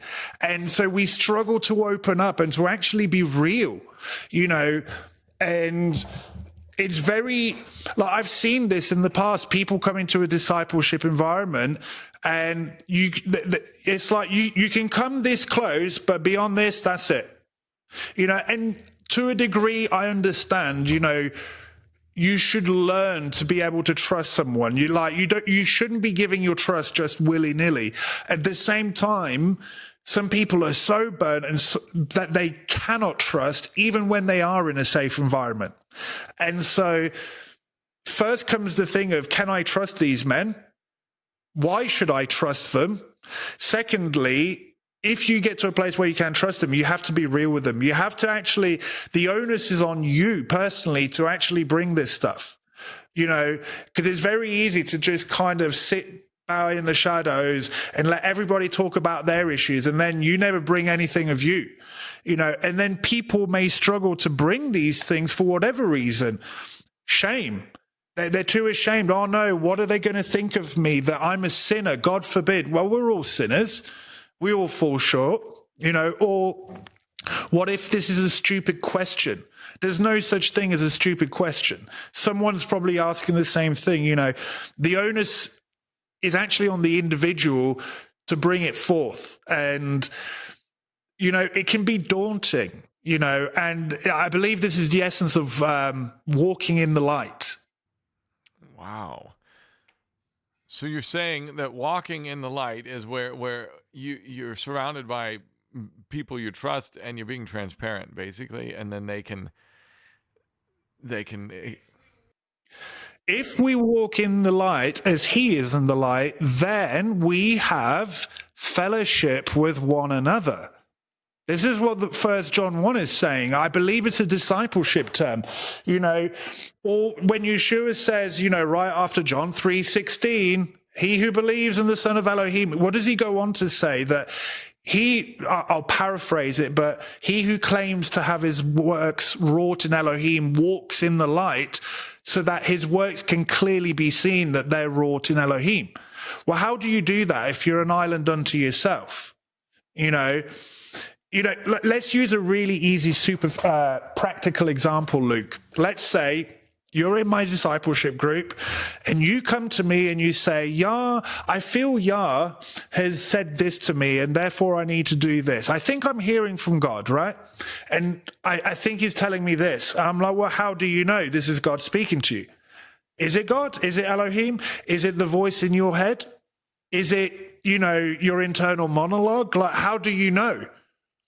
You know, or, you know, so if you've got some godly, you know, men with biblical wisdom, and they go, well, let's dissect that a bit. Let's see if you know, if this is the case, because there should be the fingerprint of the Ruach, right? There should be a biblical precedent, like, you know, and so, or, you know, you come to me and you say, you know, Michael, I know I've got all this bad fruit in my life and my life is in shambles, but Yah has led me to this point. You know, I may go, I don't know. Like, something's not adding up. But sometimes people need that outside intervention or that outside line of sight to be able to help them see the wood from the trees. Here comes the other dynamic. Let's say I say that, and, you know, Luke, you go, well, how dare you? How dare you question my credibility? Don't you think I'm spiritual? Don't you think that God works through me? I'm like, whoa, Luke, that's not what I'm saying. I do believe Elohim can work through you, but right now you're making a claim that all this bad fruit is because of Elohim. Did you see what I mean? Like, the door always swings both ways on discipleship, because it takes humility and boldness, to bring your burden. Then you need to have the other side of the equation in place. Are these actually biblically sound men, right? Do they understand? And then, if what the counsel you receive is not what you want to hear, then you need to have the humility to be able to receive it, right? And so it's interesting. And this is how discipleship exposes the matters of the heart. Because in our little example here, if I say, well, actually, Luke, I don't think maybe maybe I've not done this. And your reply is, well, don't you believe that I'm spiritual? It's exposing something, or are you accusing me? Your very response would be the evidence that there's a heart issue going on. And this is how discipleship exposes things, both in the negative sense, but it also works the other way in the positive sense. I've had brothers serve into me, getting the random phone call from one of my 2s and 3s out of the blue, and they go, hey, Michael, I'm like, hey, what's up? Why the phone call? Is like, oh, I just want to make sure you're all right. Little did they know that at that moment, I really could have done with some help, but I wasn't going to reach out because I was having a pity party, So I've seen it the other way around. It's a beautiful thing. But I will say one more thing, and then you can ask away. But this is why one of the critical components to biblical discipleship is commitment. The guys in DS1, like Curtis and I, and some of the OGs, if I can call them that, from the beginning, I've been walking with them 8 years. 8 years, nearly a decade. They know me. So some of them know me really well. They've got some dirt on me, and I've got some dirt on them. Right? If you want to go down that road, but we love one another. DS1, some people have come and gone. This is the nature, you get your Peters, you get your Judas, some make it, some don't, I've been leading the one I lead, DS5, since 2017. And so some of them guys I've known and walked with for 7 years. We know each other. We know a thing or two. Do you think they're more qualified to speak into my life than, say, the average believer behind a keyboard? And so it's gone forth. And then in my stable, I've now got 3 guys that are now leading their own groups. And here's the beauty. It means that every servant leader has accountability above them. I don't want to use the term above or below, but they're choosing to make themselves accountable. So the 3 guys that lead discipleship groups accountable in my group, if for whatever reason they've got an issue that they feel not equipped, here's the best part, even if you think you're equipped and you think you know the situation, run it past a couple of people and you'll soon find out what you didn't take into account. The amount of times I've thought, oh, I know the situation, I see it clearly, and then you run it past anyway, just for the hell of it, right? You think, well, I should probably honor this process. And lo and behold, you didn't know all things on the situation. Go figure. I'm not the great wise sage sat on the hill, right? And so, but there's accountability at every level. Think of it as leaders of 5, 10s, 50s. Like there was accountability at every level, which means no one walks alone. No one walks alone, and nor should they.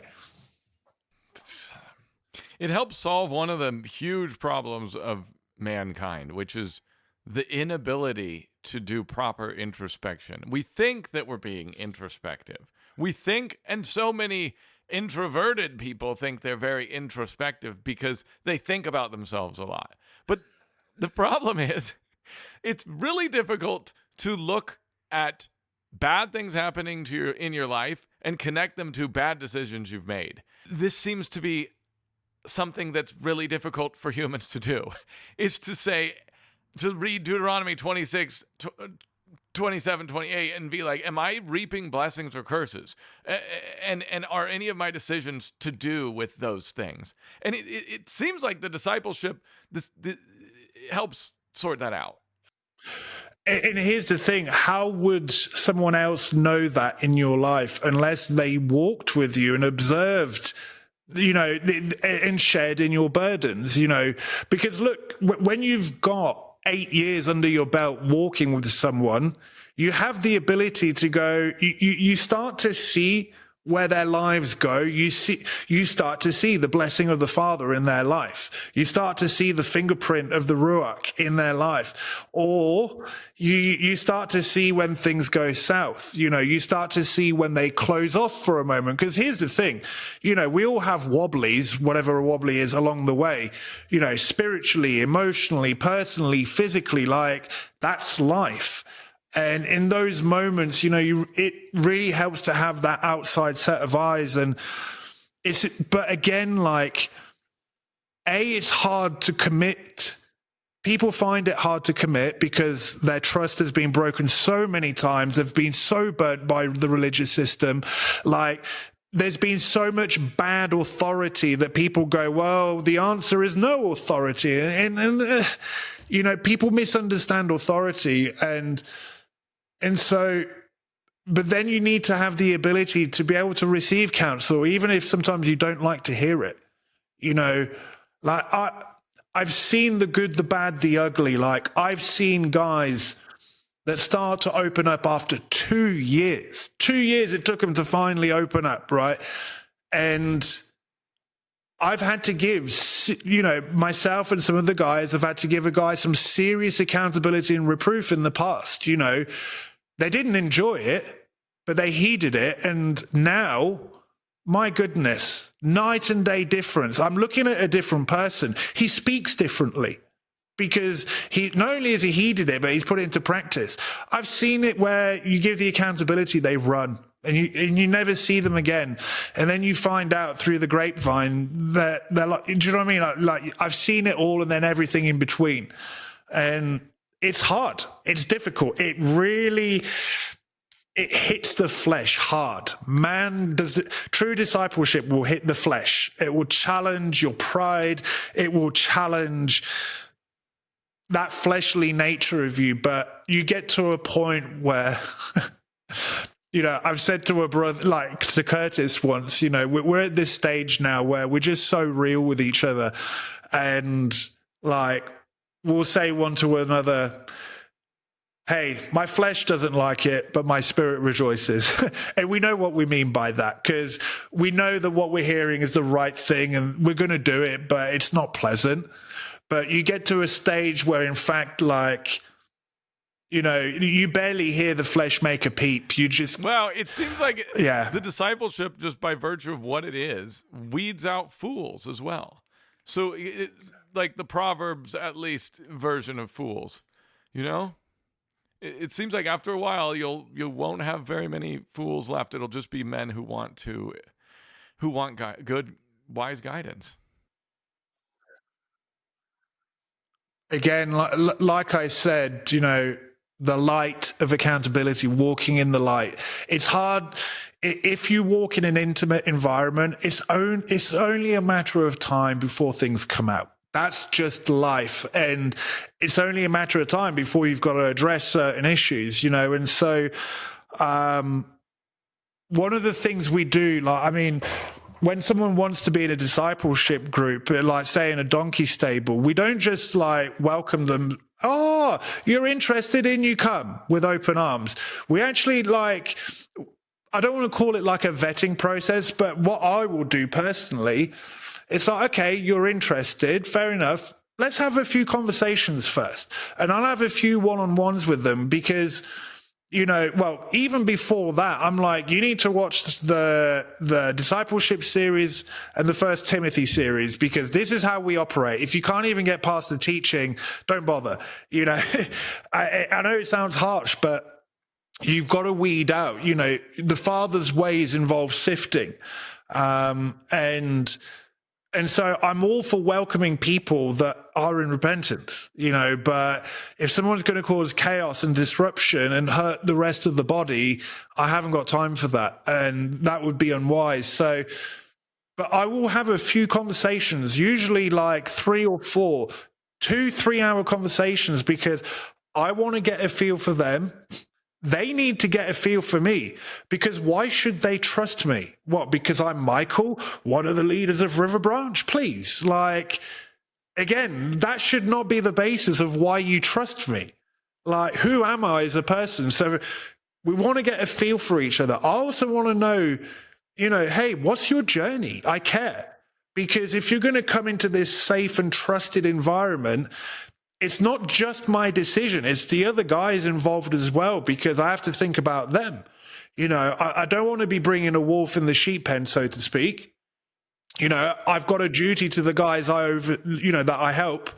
So, I'll do these things and I want to see where they're really at, you know, like, plus it helps me know what background they've got, because then you kind of know what you're up against, if you're up against anything. Like, there's guys that it's a blessing and a curse, but with my line of sight sometimes, just from doing this so long, you can kind of pick up like, okay, they've got this baggage, they've got that baggage. But that's not an issue. It's just nice to be aware of it, because you know that eventually it may need to be addressed if discipleship doesn't iron it out, right? Because a lot of things get ironed out just by the process. And so I just, you know, we call it the interview process. You know, I just want to get a feel for where they're at. Are they in repentance? You know, and that's a whole other discussion, you know, what it means to be in repentance. But, you know, are they in repentance? Like, are they actually ready for it? Do they know what they're getting themselves into? Can they commit? Because it's a commitment. Like I said, I've been walking with some guys 8 years now, and I don't intend to stop anytime soon. In fact, the only thing that's going to stop us is if Yah takes one of us out the time domain. You know, this is a lifelong commitment. And so if they can make it past all that, then they'll come in as a guest for 3-4 weeks, because then the other guys can get a feel for them, you know. And then once, you know, the other guys have had a feel and they go, you know what? Yeah, we like this guy. He'll be a good fit, you know. Then we bring them in. Like, we do that. And even that process is not foolproof. Like, we do that just to sift or to protect as much as possible, just to be wise. But, you know, I've had people that have made it through the interview process, and then 3 years later, boom, something comes out. I mean, look, Peter Judas, right? It doesn't matter how long you think Yeshua's discipleship ministry was. Let's say 70 weeks. That's the one that gets bandied around a lot, right? It took 70 weeks for Judas and Peter to react. That's a long time. That's over a year, you know. And so I've seen that happen. I've seen it where it's taken 3-4 years for someone to finally, and I've seen it where they get to that 3-4 year mark, or they have a couple of challenges along the way, but then there's this big challenge. Some make it, some don't. Those that don't, we always leave a path to restoration. Always. So, okay. Let's get into the pragmatic, step-by-step, how the thing operates. So far I understand, I gather that you have a weekly digital intimate meeting for X amount of time, an hour or 2 hours, is kind of open-ended depending on what needs to be discussed, but at least an hour or two. Is this right? Or So, okay, practicals. We meet on Zoom. We book 2 hours. Sometimes it goes over. We've had meetings go 3 hours sometimes. Again, like, I'm not going to box the ruach, right? And, sometimes it may be that after the meeting, one of the guys wants to have a one-on-one. So whatever, like, we play that by ear, but we book, a set time every week, once a week, 2 hours, that's what we allocate. Some people may say, oh, well, you can't do discipleship over Zoom. Oh, no. It has to be in person. Look, in person is preferable if you can. But guess what? We're scattered to the four corners of the earth. And so this is the next best thing. Don't tell me discipleship can't occur over Zoom, because I'm living proof, and I can give you hundreds of men that are living proof that it does. The only reason it can work over the Zoom, though, and I always say this, you're only going to get out of it what you put in. If you don't open yourself up to the process, don't be surprised if it doesn't work. This is actually part of my interview process. Because I've seen people, they go, well, I don't think this is working. And it's like, well, you've not said a word. You've sat there with a face like a slap behind. You've not said anything. You're attending, but you're not participating.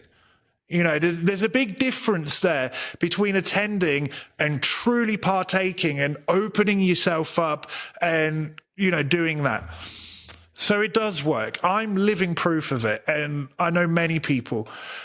But it doesn't stop just there, because if discipleship is truly occurring, an outcome of that should be love, right? Yeshua says, they shall know you're my disciples because of the love you have one for another. It was actually discipleship that taught me what true agape love is.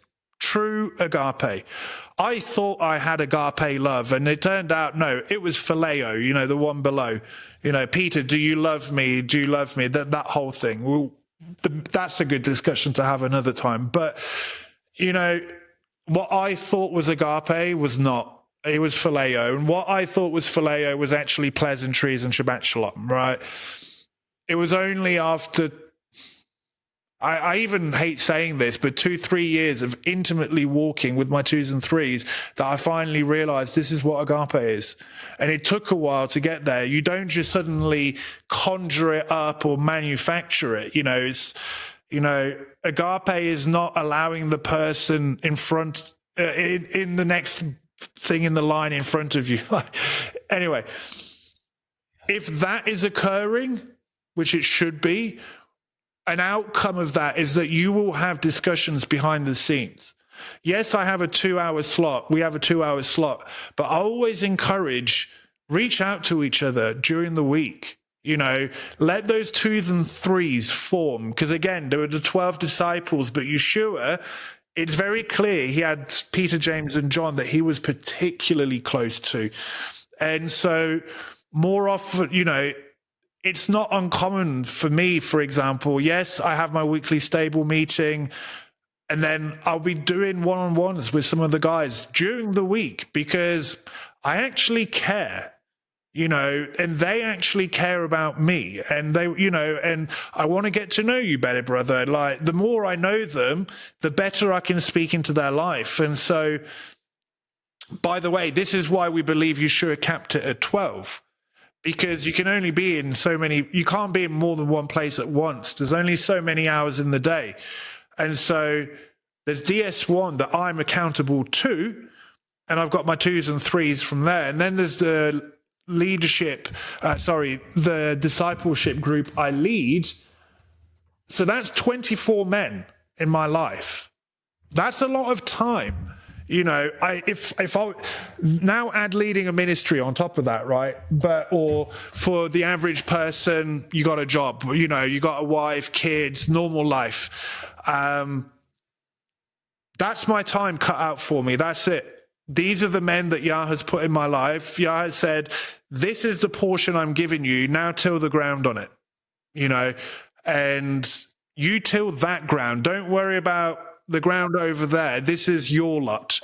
And so, yes, we've got the weekly meeting, but if it's doing its right thing, and if you're really getting to know, you will have phone calls in between as well. Wow. I have so many more questions from that, but I'm trying to do the pragmatic part. Can you discuss the order of operations, or does that vary? Well, are you like, all right, X, Y, Z? Yeah. So, because obviously we take the command of go make disciples quite seriously. It started with DS1. And then a few of us guys in DS1, we started leading our own groups when we were ready, right? Many people want to serve, and they're not ready. It's like, no, grow, mature, get some deep roots first. And then, so you had that ring out, with a few groups from DS1. And then what happened is that some of the men in there got to a point where they're now ready to lead. And so then you get the next ring out. And this is how it replicates, okay? And so now if you look on the stable website, I think there's like 35 stables now. That's been 8 years in the making, by the way. We could have shortcutted the process, sped it right up. Christianity, unfortunately, they'll go, right, quick, appoint this guy. I know you're biblically illiterate, but just go and serve, be led by the Ruach, right? And then we wonder why there's so much bad fruit. Like, I say this broad brushstroke, tongue in cheek. I don't mean to be derogatory, but it's taken 8 years because we take it seriously. Like, if you're going to appoint look, there's 3 guys in my stable that are servant leaders. If they go off piste and they go all wonky and start hurting the body, whose fault do you think that is? It's mine. I put them there. There's accountability. Anyway, but what do they look like? Again, it goes back to what I said. The driver in all of the stables,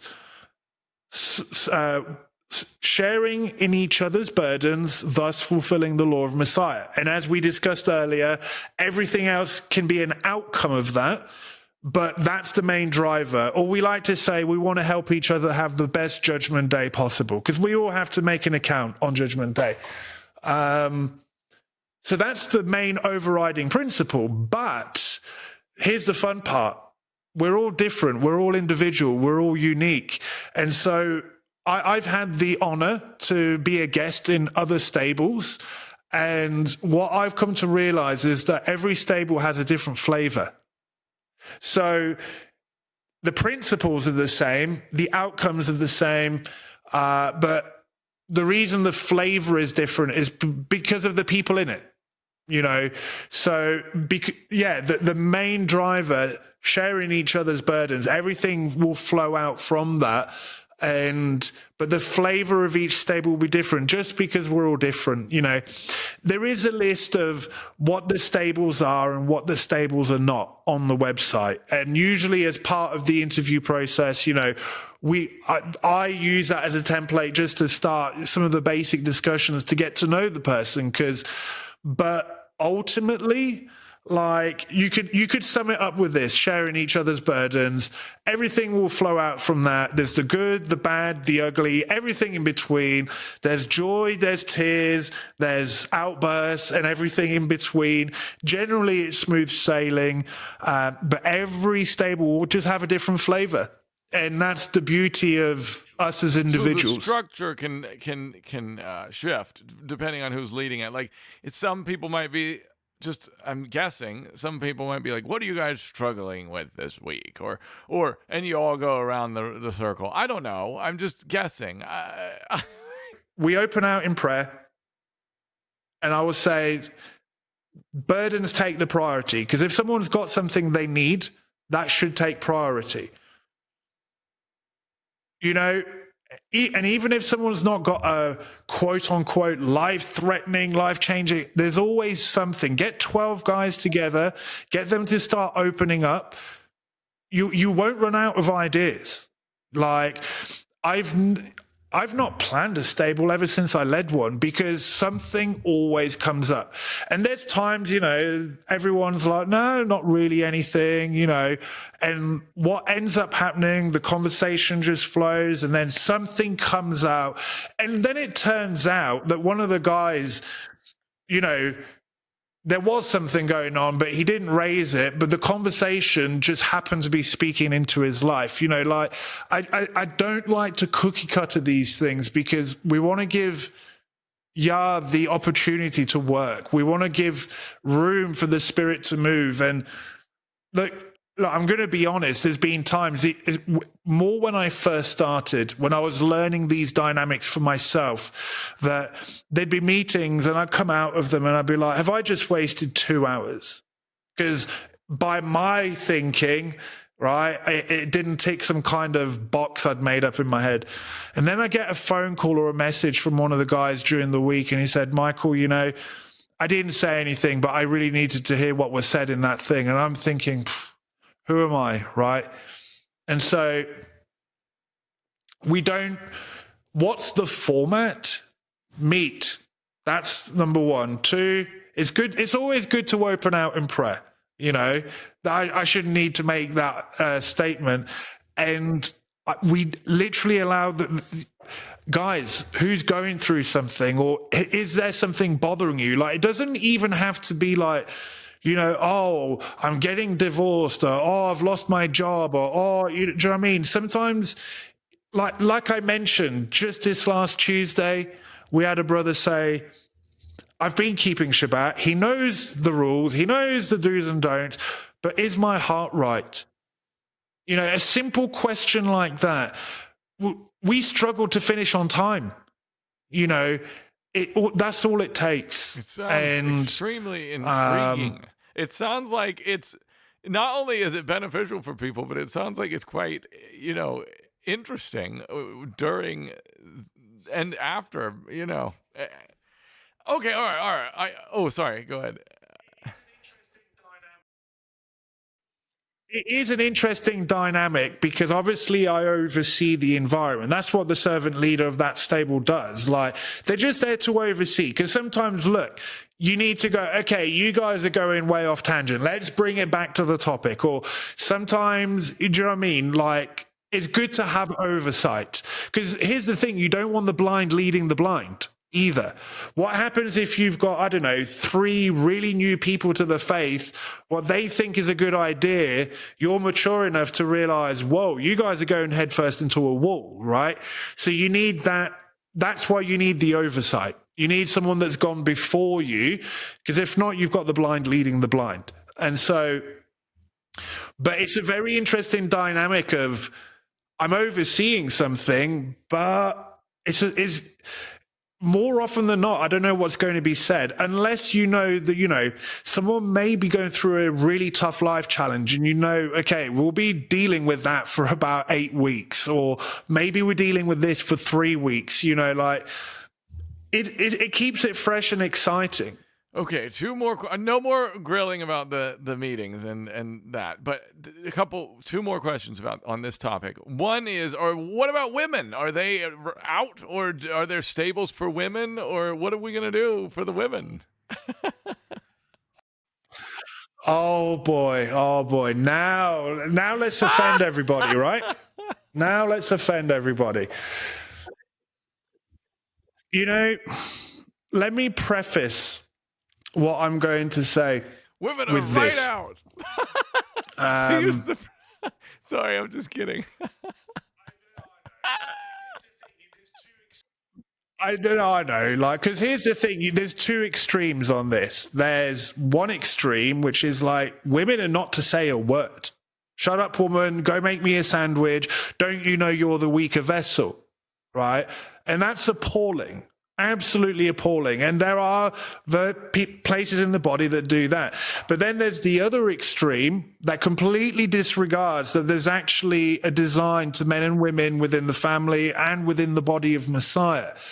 And where we go is the two need to come together, because men on their own can be dangerous. Women on their own can be dangerous. Us on our own can be dangerous. Like, we need the two lines of sight to come together. However, Yah runs a house of order. He doesn't run a house of chaos. And so, you know, when it comes to that intimate form of discipleship, like look, within the assemblies and within the feast gatherings, because it's not an intimate place, you know, let me put it this way. We do not believe that women should just shut up and not say a word. You know, we have Q&As after the River Branch teaching. You are anybody is free to ask a question about the teaching given that day, right? It's not a free-for-all for just any old question, but let's keep it to the teaching today. Anyone can ask that. You know, gender is not a thing, but when it comes to intimate discipleship, look, let me phrase it this way, Luke. How would you like it if you and your wife, your wife and I were having private counseling sessions with you not on board? How would you like that? Yeah, it would be strange. It would be strange. Well, do you see what I'm getting at? Like, personally, I don't think that's right. You know, and I don't think it could be a co-ed thing in any way. I was just asking, is there female donkey stables or whatever you would say, or is that something you ever thought about? I'll share something. We've made mistakes along the way, and this is something that we've learned some hard lessons on. But the man's discipleship environment, the idea of meeting weekly to hash things out, you know, look, iron sharpens iron, sparks fly sometimes. And the male design is geared to be able to handle that. Like, Luke, you and I could have a disagreement, a punch up, and then go out for a beer afterwards and celebrate how wonderful all that was. Whereas when women get irate with each other, they don't talk to each other for 5 years.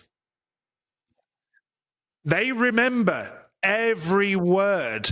Can you believe? Because women are so perceptive, especially the subtle emotional subtleties that us men are completely oblivious to. Like, I've had my wife say, Michael, that this is going on. I'm like, what are you talking about? And then I'm eating my hat down the line because my wife picked up on something that I was completely oblivious to, because it's the way they're geared, right? It's their design. But put a woman, I don't mean to offend, and I know this is going to cause knee-jerk reactions, but if you put a woman into like a male midrashic, iron sharpens iron, over it's only a matter of time before offense is taken. And you know how women remember everything you said 10 years ago, time, detail, and you're like, what's going on? Because of that, I don't know how else to say it, that like the woman's design is not geared for the male discipleship environment. There is such a thing as woman's discipleship. Titus spells it out. You know, let the younger women or the less spiritually mature women go to the older or more spiritually mature women so that they can learn. And then it states the things, right? I'm going to say something that may challenge a lot of people, but midrashic doctrinal dispute is not listed in there. Being a woman of Yah is, you know, and look, I'm not saying women shouldn't partake of Bible service. Like, that's not what I'm saying. The problem is, this is a topic that the minute you say something, people have the knee jerk and they think that what you're saying is this. And actually, this is not what I'm saying. Walk with me in the community long enough and you'll know that that's not the case. I think I understand what you're saying. I should get you out of the hot seat. I on the woman thing. All I was thinking was, is there a female version of this? But I see what you're the mission that you guys have with the donkey stables, I see that it is focused on men. I didn't realize that, and that makes sense. And not every shoe fits every person. I think that a version of that might be helpful for women. Yeah. Well, we do have a woman's side to the thing, but it looks very different. Let me tell you how that looks. We've come to realize that the intentional, midrashic, almost disputive environment that men are actually designed to be able to take does not gear well for the women. This is why women tend to fall out with each other at Bible studies. I'll just say it plainly. They do. Give it time. It's only a matter of time. Is that because women are inferior? No. It's because of design and makeup. Now, in the River Branch community, we've got, so you've got the eldership team, right? And myself and Curtis are part of the eldership team. The eldership team consists of 5 or 6 husbands and their wives. And so you've got the male and women elders. And to be an elder, you have to be married, your house has to be in order, and you've got to have some wisdom, and you've got to be tried, tested, proven over the long term. Like, you don't just, hey, I'm an elder. Anyway. Then there is, on the male side, that's more on the stable network. But on the woman's side, you've got the women elders, and they have a support network. We call them the support network team. And these are other women. It doesn't matter whether they're married, single, widowed, but what characterizes the support network is that the woman's eldership knows them to be tried, tested, trustworthy, and most importantly, they've overcome something in their life. And so if there's women out there that, for example, say they're particularly struggling with a particular issue, they can reach out to the woman's eldership. Between the woman's eldership, they'll know who to send that woman to. Because we have not only the eldership, but we have the support network and between that pool of women of Yah, there's someone that's going to have the authority, i.e. they've overcome in that area, so that we can send that woman there. Now, in terms of the discipleship, because woman's, most people, when they want discipleship, what they actually really want is fellowship. They want someone to just walk things out. And so what we've done, we've created avenues we have these informal ladies' fellowships, which is essentially, it's a chance for women to just meet together. Think of it as having a cup of coffee, but you're doing it virtually, right? And then we also have these things called 4-week fellowships for the women, where they can get together and for 4 weeks, they meet once a week. And again, they can start to get to know each other. You say, well, what's the point in that? And here's the why behind it.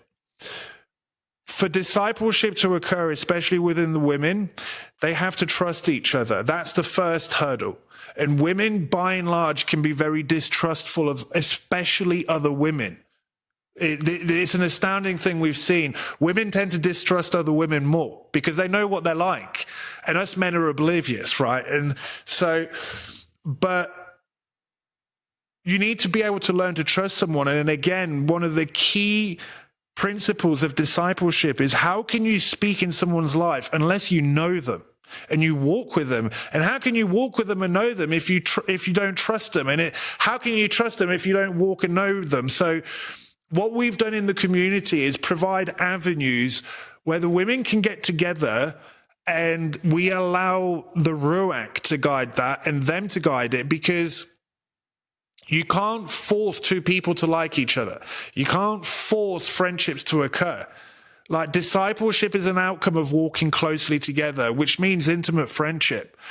We can't force or manufacture that, but we can provide the avenue for it to begin.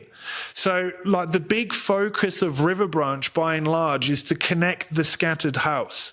And if we can give, look, so many people out there are on their own. They're on their own. There's no one in the vicinity. And if there are people in the vicinity, they're either Hebrew uprooters or messy antics, right?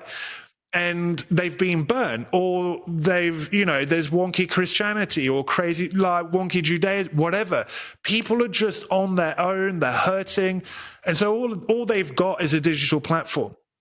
And so we provide essentially the hub where you can meet other people, get involved with the community, meet other women, and it will only be a matter of time before you find someone that, boom, you click, you begin to walk with each other, you begin to learn to trust each other, and then discipleship is the outcome of that. And so, is there such a thing as woman's discipleship? Yes, but it looks very different to the intentional male discipleship. The only reason people will think otherwise is because you've inherited something from your past religious journey. And unfortunately, I'm going to ask the question, let's see the fruit of where that's got all of us. Like, this is how marriages are usurped. This is how marriages are broken apart. This is how there's usurping of family, children, of spouses, of leadership. Like, it's shocking. Like, the majority of the usurping that we see going on out there is actually from leadership, usurping other people's marriages, unintentionally, by the way. Like this, like going back to the example, Luke, how would you like it if I was counseling your wife one-on-one? That I would be directly usurping your headship in that marriage. And that's wrong. But then you get usurping of, look, Paul says very clearly that, women, learn from your husbands. This puts the accountability on the men. Men, you need to step up. Your wife and your children depend on you. And so one of the things that I've seen, unfortunately, is that married woman speaking into other married woman's life, well-meaning, but is actually usurping the husband in the process, and I'm not saying women shouldn't counsel each other. That's not what I'm saying. I'm just saying go about it wisely and honorably. Like, my wife has very dear sisters, and I know that when those sisters speak into my wife's life, they will uphold our marriage. They're not going to usurp it. My wife will do the same, and so I don't worry about that. But like, again, back to your question, Luke, there is such a thing as women's discipleship. It just looks different. And we learned the hard way there's a place, let me phrase this carefully. If the women, or even the men, this applies to both men and women, groups is not the issue, it's the people in them. When we were still in the UK, we had a fellowship 50 strong, and then everybody else that comes and goes, and those that live further afield. But there was this group of like 40, 50 strong, and the women would meet up in groups, right? But guess what wasn't the pursuit? The pursuit wasn't, let's figure out women's discipleship and fix each other's problems and da-da-da-da-da. No, it's, hey, how are you? Let's walk together. And so I guess it's this thing of what's the pursuit, what's the outcome? And again, like, if you think discipleship is a Bible study and you're going to manufacture this group, good luck. Like, it's only a matter of time before you get bad fruit. But if the pursuit is sharing each other's burdens, respect one another, respect the marriages in the fellowship or in whatever environment you're at, uphold one another, seek for each other to thrive rather than cutting each other down, discipleship becomes essentially an outcome. Like, there's no secret formula. Like, do you care about your brother? That's literally what it boils down to.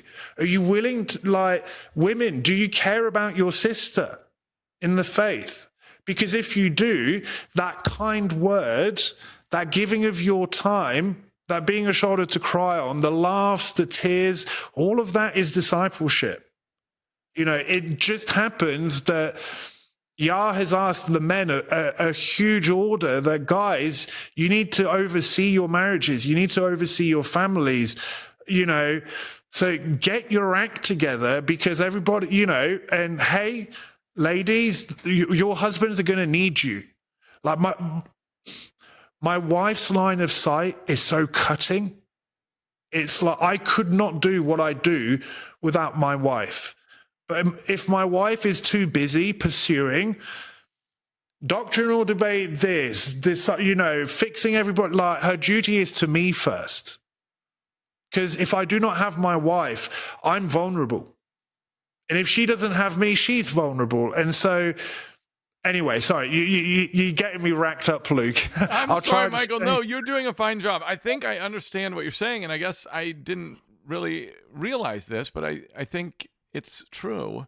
It seems, well, first I'll say, for years, whatever you call it, for centuries, maybe for millennia, men have been getting together in groups and either playing cards or going to the pub, the bar here, drinking, and they eventually will lightly throw something crazy out about that they're dealing with, and most of the time the other guys will just make fun of them, but they'll get the kind of, like, they'll get a level of discipleship at these locations. It will mostly be, you're an idiot, that's wrong, that's crazy, or great job. It's not ever the sole purpose, but it weirdly bubbles up out of the just rubbing elbows for long enough in like a male only, really, it has to be a male only sphere.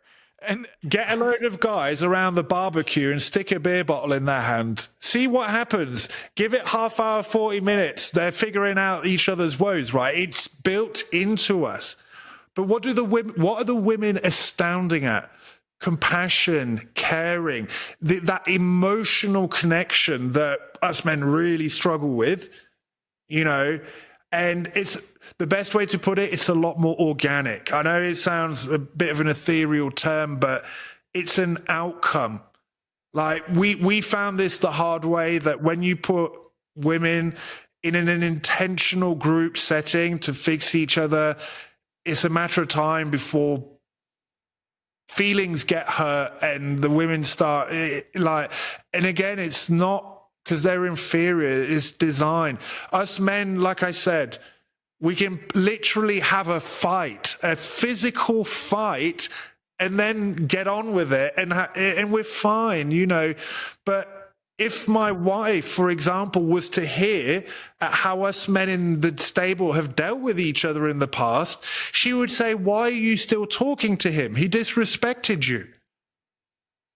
It's a simple, light-hearted way to kind of expose the fact that we're built differently. And so this is why we've come to the place. Do we have women's discipleship? Yes. But it does not look like what you've inherited from your religious background. And initially, people seem to struggle, but mark my words, I would bet my bottom dollar on this, because I've seen it happen time and time and time and time again in the community, that when the ladies who've struggled with this concept have actually rolled with it for a while, my goodness, the fruit, the peace that overcomes them is astounding. It's amazing how many women out there rack themselves up with anxiety because they feel they need to be doing this, and this, and this. And actually, it's like, no, you actually don't. Like, how about focus on this? And then all of a sudden they go, oh my goodness, I'm thriving. I have peace. I'm no longer anxious. I'm enjoying life. Katie does that all the time. And I'll be like, baby, you don't need to worry about that. Forget about that. And she'll say, oh, you're right, yeah. All right, so all this boils down to men need to disciple one another because they can't see, they don't have eyes in the back of their head, whatever else. And women, perfect case scenario, should be discipled by their husbands, it sounds like. If they're married, And the more spiritually mature women. Because look, let's be brutal. There's things that a woman needs from a woman, and there's things that us men need from a man. But at the same time, I need my wife and she needs me, and so like when you look at the eldership of River Branch, it's the husbands and the wives. And boy, do we need all of those lines of sight, because the men will see certain things and the women will see certain things. And when you bring that all together, my goodness, the line of sight that you can have as an eldership is just cutting. Like Luke, you will know this just from your marriage. This is the way I explain it. If I was left on my own, I would come up with solution A. But if my wife was left on her own, she would come up with solution B. But if we come together and we go back and forth, then I go, you know what? Actually, now that we've seen both lines of sight, we actually need solution C. It doesn't mean that A and B was wrong, but they needed to come together. And now when the two come together, you have an even greater line of sight. And by the way, this points to the millennial reign. This is how big it is. But here's the thing. The two need to become one. But Yah has put the man as the overseeing role. That doesn't mean he's the rod of iron. Like what biblical authority is and what people think biblical authority is, that's a whole other discussion, Luke. But I'm sorry, it became more of a hot button like topic than I meant it to be, or whatever you would call it. But I think you handled it. I love speaking about this topic, but I just know that it can be a sensitive topic for some. And it's because of actually their past hurts. The amount of women that have been abused by husbands or exes, the amount of men that have had abuse from their exes as well, the amount of abuse done by leadership or so-called leadership in the body. Like, this is why we have this authority crisis, because people are hurt. They've not been shown what good authority looks like. This is why Yeshua in Revelation says he hates the doctrine of the Nicolaitans, this lording over the people. The River Branch eldership and even the servant leadership, we're not here to tell you, you must do this, you must do that. But we are going to tell you, hey, this is not wise. This is not wise. You're free to do what you want. But if I were you, this is how, this is what. Do you see what I'm getting at? And it's like, and, if you want to self-destruct, by all means, but you don't get to do it here. The rest is up to you. We're not going to tell you how to live your life, what you need to believe. You need to agree with this teaching and that doctrine, but if you think I have some wisdom to give, well, then it's up to you whether you heed it, right? That's literally how we view it. And it's just, if you're going to walk here in this community, don't be hurting others. Because if you do, it's important. You'll know about it. That's the bit that's lacking in a lot of groups, small groups especially. They need to have a shepherd or multiple shepherds there that will protect. Okay.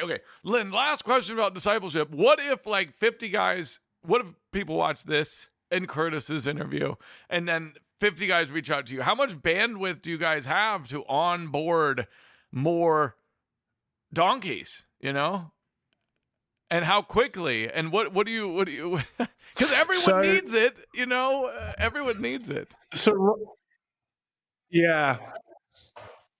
If you were to look on the site right now, I think there's 35, something like that, in the mid-30s. Not all of them are open. Some of them are closed because either they've maxed out on the numbers, or because sometimes people, especially when they're first starting out, they want to build the numbers up slowly, because look, you can shortcut the process, but you will reap bad fruit if you do this, if you speed things up. Like, you have to allow the process to be real. And so there's 35 on there right now, but not all are open. Some are open, and just because of the nature of it, it covers multiple time zones, from West Coast right the way through to Europe and even further afield, So in that sense, there's quite a lot of time zones, but in terms of process, it would be like I said, okay, you're interested, right? Let's talk. Let's talk. Let's get to know you. Like that. Just there's a lot of people that think that it's a good idea until it's not, right?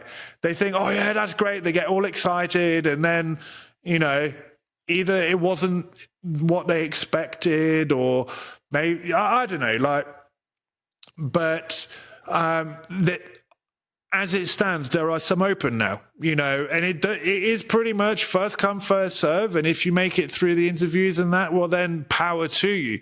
Look, right now I'm closed, because I've got 2 guys that are waiting to be interviewed, and I'm not going to be able to get round to them until Shavuot, just because of my schedule right now.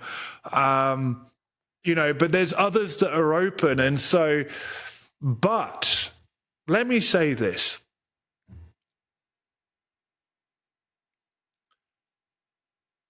I hope people don't misconstrue what I say. I don't care where you get discipleship from, as long as you're getting it and as long as it's real.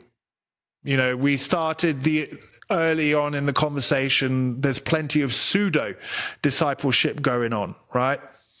I'm not talking of pseudo discipleship. I'm talking, the real deal. And so whether you get it, it shouldn't matter whether you're getting it from me or whether you're getting it from Bob or Joe, as long as it's true discipleship and that it's been overseen by someone who's equipped enough. When people want to join my stable, when it is open, one of the first questions I say, why mine and why not one of the others? I'll let you figure out why I would ask that question. But, and so for me, I want people to have the discipleship, not this is not about advertising for me, River Branch, Donkey Stables, because, in the millennial reign, have I got news for you? There isn't going to be any ministries. Whoever your favorite teacher, favorite ministry, podcast, it's all gone in the millennial reign. What it will boil down to is, are you of Messiah? Are you not? Are you walking in Messiah's principles and ways now? Are you not? Whether it's River Branch, Stables, the label shouldn't matter. And that's what I'm kind of getting at when I say, I don't care where you get discipleship from, as long as you get true discipleship. That's what matters. And so, this implies that you need to have someone that's lived it and walked it to be able to show you it. But this is what we've witnessed, at least on our end. We've seen that it takes time because we don't shortcut it and we want it to be real. And Paul very clearly lays out to Timothy, in 1 Timothy 3, what the requirements of a servant leader is. And one of them is one that's been tested by time, played the long game on. He has to be without reproof, both in the body and outside the body. How do you know that unless you've walked with someone for a good period of time? And more importantly, they've been tested by fire. It's one thing coming out. Anyway, I digress. No, but that's okay. You're making sense, and I get what you're saying. You guys have limited space. It's first come, first serve. They need to go to. Where do they go to even see if there's room? River Branch? Go to thedonkey.stable.com. And everything, the website is designed, it's going to get a revamp soon, actually, but all the information is on there, as to what they are, what they're not. If you go to the men's discipleship tab, just scroll down and it will show you who's open, who's not, how to get in touch with them, fire them an email. There's a woman's discipleship tab so that you can, for women to reach out to the woman's eldership. And, look, if you want to get connected with other women, we always say get involved with the community, because this may sound harsh, but I'm going to say it anyway. I personally believe that we're coming towards the end of this age. How long we got? I don't know. Don't ask me that question. I'm not into date setting, but as I like to say, I think we're in near time. How long? I don't know, but near time. And I think because of that, time, not that time of is the essence, but there's a famous parable, that who is the wise and trustworthy manager? The one that the master finds so doing, being wise and trustworthy, he will reward him and wash his feet. And as a result of that, I take that very seriously. Like, if you want to play religion, if you want to warm a proverbial pew, fine, but that's not who I personally have been called to serve. I feel that my calling is more to, okay, you're in the faith, you want to get deeper, you want to like muck in, and you want to share in your brother or sister's burden. Then, like, I'm not to bring people in, I'm to equip those that are already in, if that makes sense. And the Father's given me my lot. And so we always say get involved, because if you want to get your ears tickled or you just want to seek knowledge, look, that's fine. If you want to join the community and listen to the teachings and leave it at that, great. Nothing wrong with wanting to hear some good word being spoken, right? I get that. But if you want to go deeper, then get involved, because again, it goes back to this thing that discipleship means commitment. We've made it this really impersonal, almost academic, sterile environment. Your 12-step program to X, or your Bible study or your life group. And again, look at Yeshua and the disciples. He's in the Garden of Gethsemane, arguably going through the most difficult time he's ever encountered and will ever encounter while he's in the flesh, okay? I believe, in fact, that the Garden of Gethsemane was harder on him than the crucifixion. Personal conjecture, right? I've got my reasons for that. But in that moment, he's saying, Peter, James, John, I want you near me. Like, that's commitment. Like, you've laughed together, you've cried together, you've done everything together. And people want discipleship without the commitment, because in their mind they've got this sterile academic environment. You're going to get your hands mucky. The tilling of the ground. How did they till ground in ancient times? It was messy business. And if you want to just come in and peacock your knowledge around, I haven't got time, but if you're willing to make a commitment where you're willing to literally give of your life, it comes at a cost, but the reward that you get is far greater. Look, I have to put aside not only the 4 hours a week, which is the bare minimum, because DS1, DS5, right? Accountable to, overseeing the other. Then there's all the phone calls in between. I'm choosing to give of that time. I could be spending that with my wife. I could be doing whatever. But it's that commitment. People don't want to commit. They're either scared to or too arrogant and proud to. And it's like, if you can't realize that it's going to take commitment, You're not quite there yet. I know it sounds harsh, but like, if we're in a spiritual battle, which our scriptures tell us we are, like, I want to know that my platoon, to use the analogy, A, is going to have the courage to stay beside me, and B, not shoot me in the back or shoot each other. Or desert me. You know, we don't want seagull servitude. And what I mean by that, seagulls come in, they crap all over the place, make a mess, and then off they go. And this is what vast proportions of the body are doing right now. That's not discipleship. If you can't commit to laugh and cry with me, to go through the good times and the bad times, and, what you're seeking, you can find it elsewhere, but you're not going to find it here. But if you want to commit and give of your life, then yeah, great. Wow. So it's almost like marriage, another marriage. It's like well, it's a covenant, right? You see covenants throughout the scriptures. There's a covenant between Yah and his people. There's the marriage covenant. Look at David and Jonathan. They had a covenant. Look at the disciples, like Yeshua's having bread and wine with them, which is covenant, language. I believe it was a betrothal meal there going on at the Last Supper. But we banned,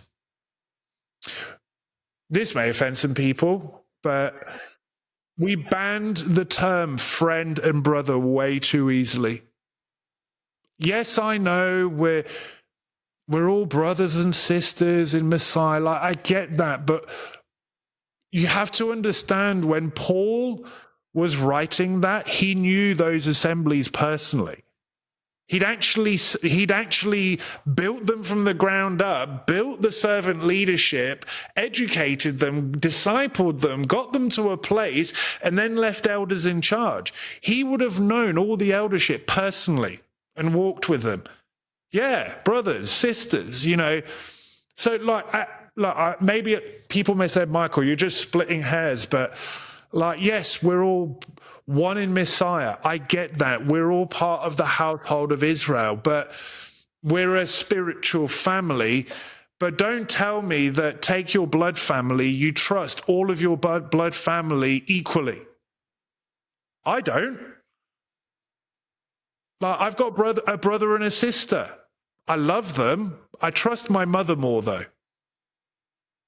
Do you know what I mean? Even in the shadow picture, So it boils down to intimacy. How can, a brother you're intimate with it's in some. It's like the concentric circles that you described at the beginning.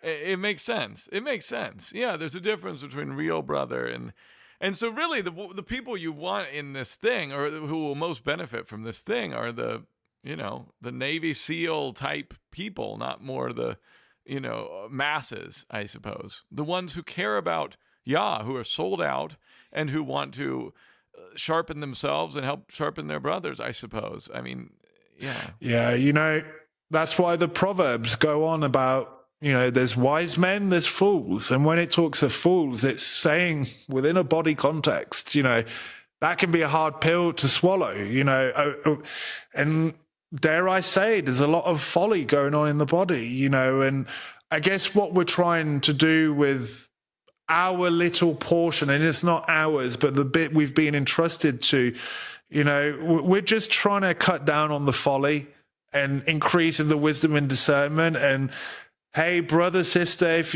you want to be a fool elsewhere, sort of thing. We will help you stop being a fool if you want.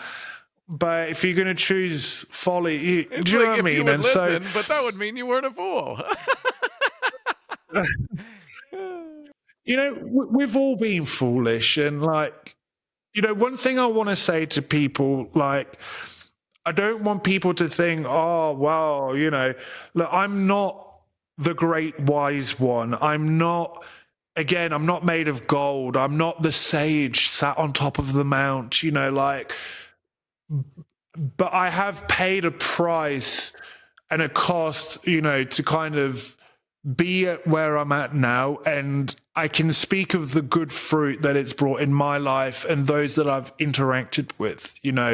I will proudly say that I see the fruit of the Father's ways starting to blossom like I said, in my life, in those I walk with more intimately, and in our wider community. And, and so ultimately it just takes humbling oneself. And like, I've made the mistakes along the way, like quite often wisdom, that's the price wisdom comes at, the mistakes, and so, I like what Curtis says often. I've not met a 25-year-old who is wise, but I've met a wise 25-year-old, if that makes sense. Like I wouldn't consider myself a wise man, but am I wise for my years? Yes. That I will say. And it's only because of his ways. The only part I got to play in it was making sovereign choices along the way. That's it. And it would seem that along the way, I've gotten better at making better choices. That's great, man. That's great. And I bet the discipleship thing helped with that. So, I wouldn't be where I'm at now. Like, I really mean this. And I'm not saying this like, I actually don't like advertising the stables, like, because we are limited and we are that. At the same time, they're not our ways, they're his, right? And like I said, as long as you're getting true discipleship, that's what matters. Like, but I said this at the start of the conversation, I've never served without accountability and discipleship, which is unique these days. And I see the difference it has made. Like, I look back to when I first started serving, I was 28, 29. That's young, like really young to be doing that kind of stuff. And sure, I had some good knowledge, I know how to wield the biblical Hebrew. Languages is one of my things, right? I know how, like, I do have that intellectual venture side of me. Like, I get that, but man, I was green behind the ears. And I remember asking myself the question, like, why did Yah even use me as a leader when I could make the argument I shouldn't have been one, And I've come to this, and this only. I made myself accountable. That was literally, I've come to the realization, like, yes, I'm capable. Yes, I know how to dissect the word. Yes, I know how to study the Hebrew. Like, that's great. Like, these are good qualities to have for a teacher, say, right? It helps. But I was young and I didn't have all the wisdom. I didn't have all the experience. But I made myself accountable to someone who did. And there's the key thing. It was almost like, the Father was going, I can work with that, and because I very quickly learned, because I remember making a prayer right at the beginning of my journey. And, Father, I always wanted to serve and be used, and everyone does. But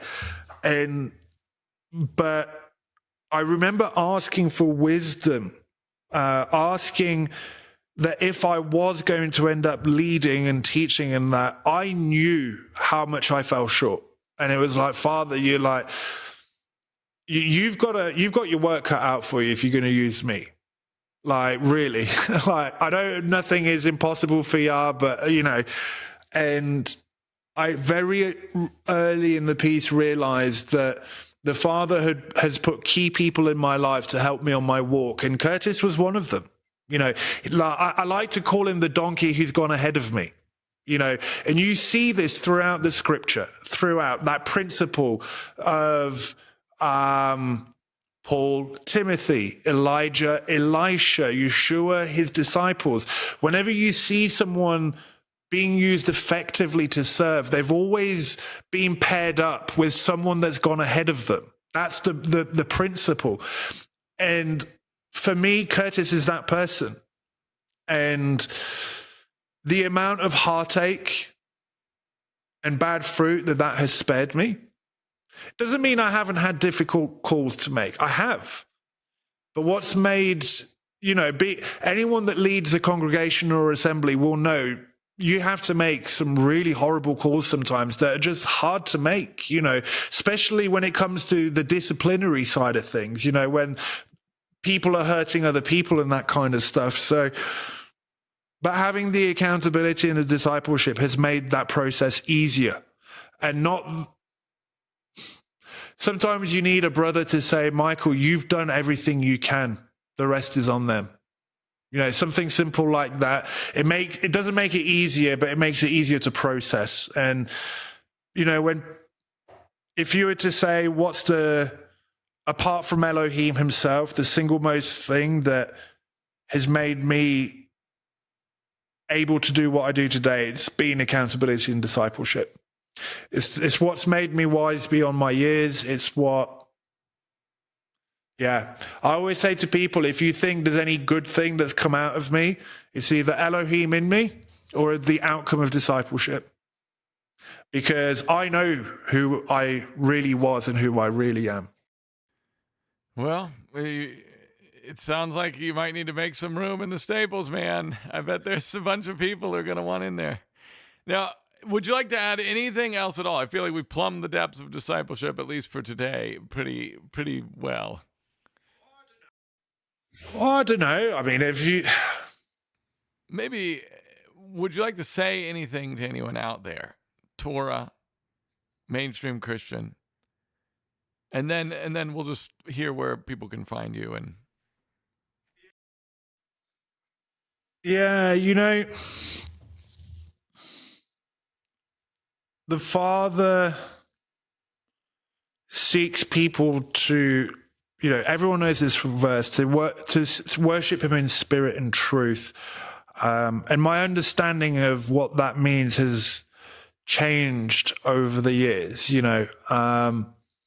People, they'll say, oh, it means you have the love and the Torah. And it's like, that's more of and I don't mean this in a derogatory way, but more of a childlike understanding. It goes way deeper than that. The point I'm trying to get at is that the Father wants, integrity is a big part of that, to worship in spirit and truth. And the Father sees through things clearly. Like we can fool others, and we can even fool ourselves. And I guess one of my big drivers has been integrity, and why do we do what we do? Why do you obey the commandments? I'm not questioning that we shouldn't or should. I believe we should, but why? What's the driver behind it? And, with unleavened bread coming up, now's it's a good time to get rid of the leaven of our lives, the traditions and doctrines of men, and that, the hypocrisy in our life, the spiritual hypocrisy. So one of the things I want to say is, really, I know that meditating on the thing of integrity has really benefited me, especially how it relates to unleavened bread. But I want to say another thing. And that, I'm going to paraphrase a verse in 1 John, which says, if you can't love your brother who you can see, how can you love Elohim who you can't see? And it's such a powerful verse. It's such a convicting verse, actually, because everyone, whether it be Christian, Messianic, Hebrew, like, it doesn't matter where in the spectrum of faith you land. We all claim to love our Creator, which then goes back to my thing of integrity, right? Do we actually love him? Do we love the image we've created of him? Our understanding of him? You know, there's a whole thing there. But there's this big driver, you know, First John speaks about it, the book of John. This is how they know you'll be my disciples, that for the love, the agape, you have one for the other. And so this is the thing that I see lacking in vast proportions. And, you know, and then like what, because people will say, oh, well, Christianity has the love and the Torah movement has the truth. And it's like, we all need to repent. Like, like there's just as much shenanigans in the Torah movement as there is in Christianity. There's just as much good as well on both sides. Like, the point is that we all need to repent, and these two things, I actually think they're all involved. Integrity and loving your brother. Because if you can claim you're serving the Father and all of that, but if you don't know how to love your brother who's right in front of you, you're a hypocrite. And I can say that because I'm guilty of this. Guilty as charged. We've all been there at some point, you know. And it, like I said, is the discipleship that's played a big part in helping me understand what it actually means to love my brother, you know, to give of my time, to share in that burden, to commit myself to a bunch of guys who can be doofuses at the best of times, right? They can irritate me sometimes. We're guys, like, and so I think if we get that, what it means to love our brothers, we will, like, the shadow picture teaches us the weightier matter, and loving our brother will teach us to love Elohim. I know that the more I've learned what it means to love my brother, the more my relationship with the Creator has deepened. And so that's what especially with the lead up to Unleavened Bread, I want people to really think on those things: integrity and loving your brother. Because if you can't love your brother and you claim to love Elohim, you have no integrity biblically. Like, and again, like, this was a real hard pill for me to swallow, because lo and behold, early on in my walk, I was guilty of, you know, look, we all know someone who will Bible study at the expense of their family. I don't care who you are, husband, wife. If your Bible study is taking prevalence over your wife or your husband, don't dress it up with, oh, but we need to study. I need to put Yah first. I know those things, but like, if you want to serve Yah, serve your brother, serve your husband, serve your wife, serve your kids. Do you know what I mean? That's how, you know, the rest will look after itself. Michael, thank you so much for taking the time to talk with us today. Where can people find you and the ministries? Well, thank you for having me. And thank you for having Curtis. I know that we can be a handful sometimes, but where can you find us? So obviously before we became River Branch, Curtis and I worked, look, River Branch, we've always been working together in the background. It was discipleship. It just doesn't look that way online, because Curtis was doing River Shabbat and I was doing Olive Branch Fellowship. But both since the inception of these things, we've always been in discipleship with each other. So, you know, you'll find those respective YouTube channels, which has got maybe some of the back catalogue of what we did. But we officially publicly joined forces, you know, just this last year gone, and that's on riverbranchfellowship.com. And, you know, from that you can find all the links, you know, to the YouTube, to the donkeystable.com, which is the discipleship thing. That's basically the online presence, the YouTube, the River Branch Fellowship YouTube, the website, the stable website. But if you go to the main riverbranchfellowship.com, it links to everything. You can see some of the other ministries that we work with via discipleship. Like we don't do affiliations in the traditional sense. If you see another ministry on there, it's because we walk with them in discipleship. So everything's discipleship. Like it's the nervous system, the immune system of the body, if that makes sense. It's the neural hub that connects everything. So that's where people can find us. That's great. Well, thank you, sir. I appreciate it.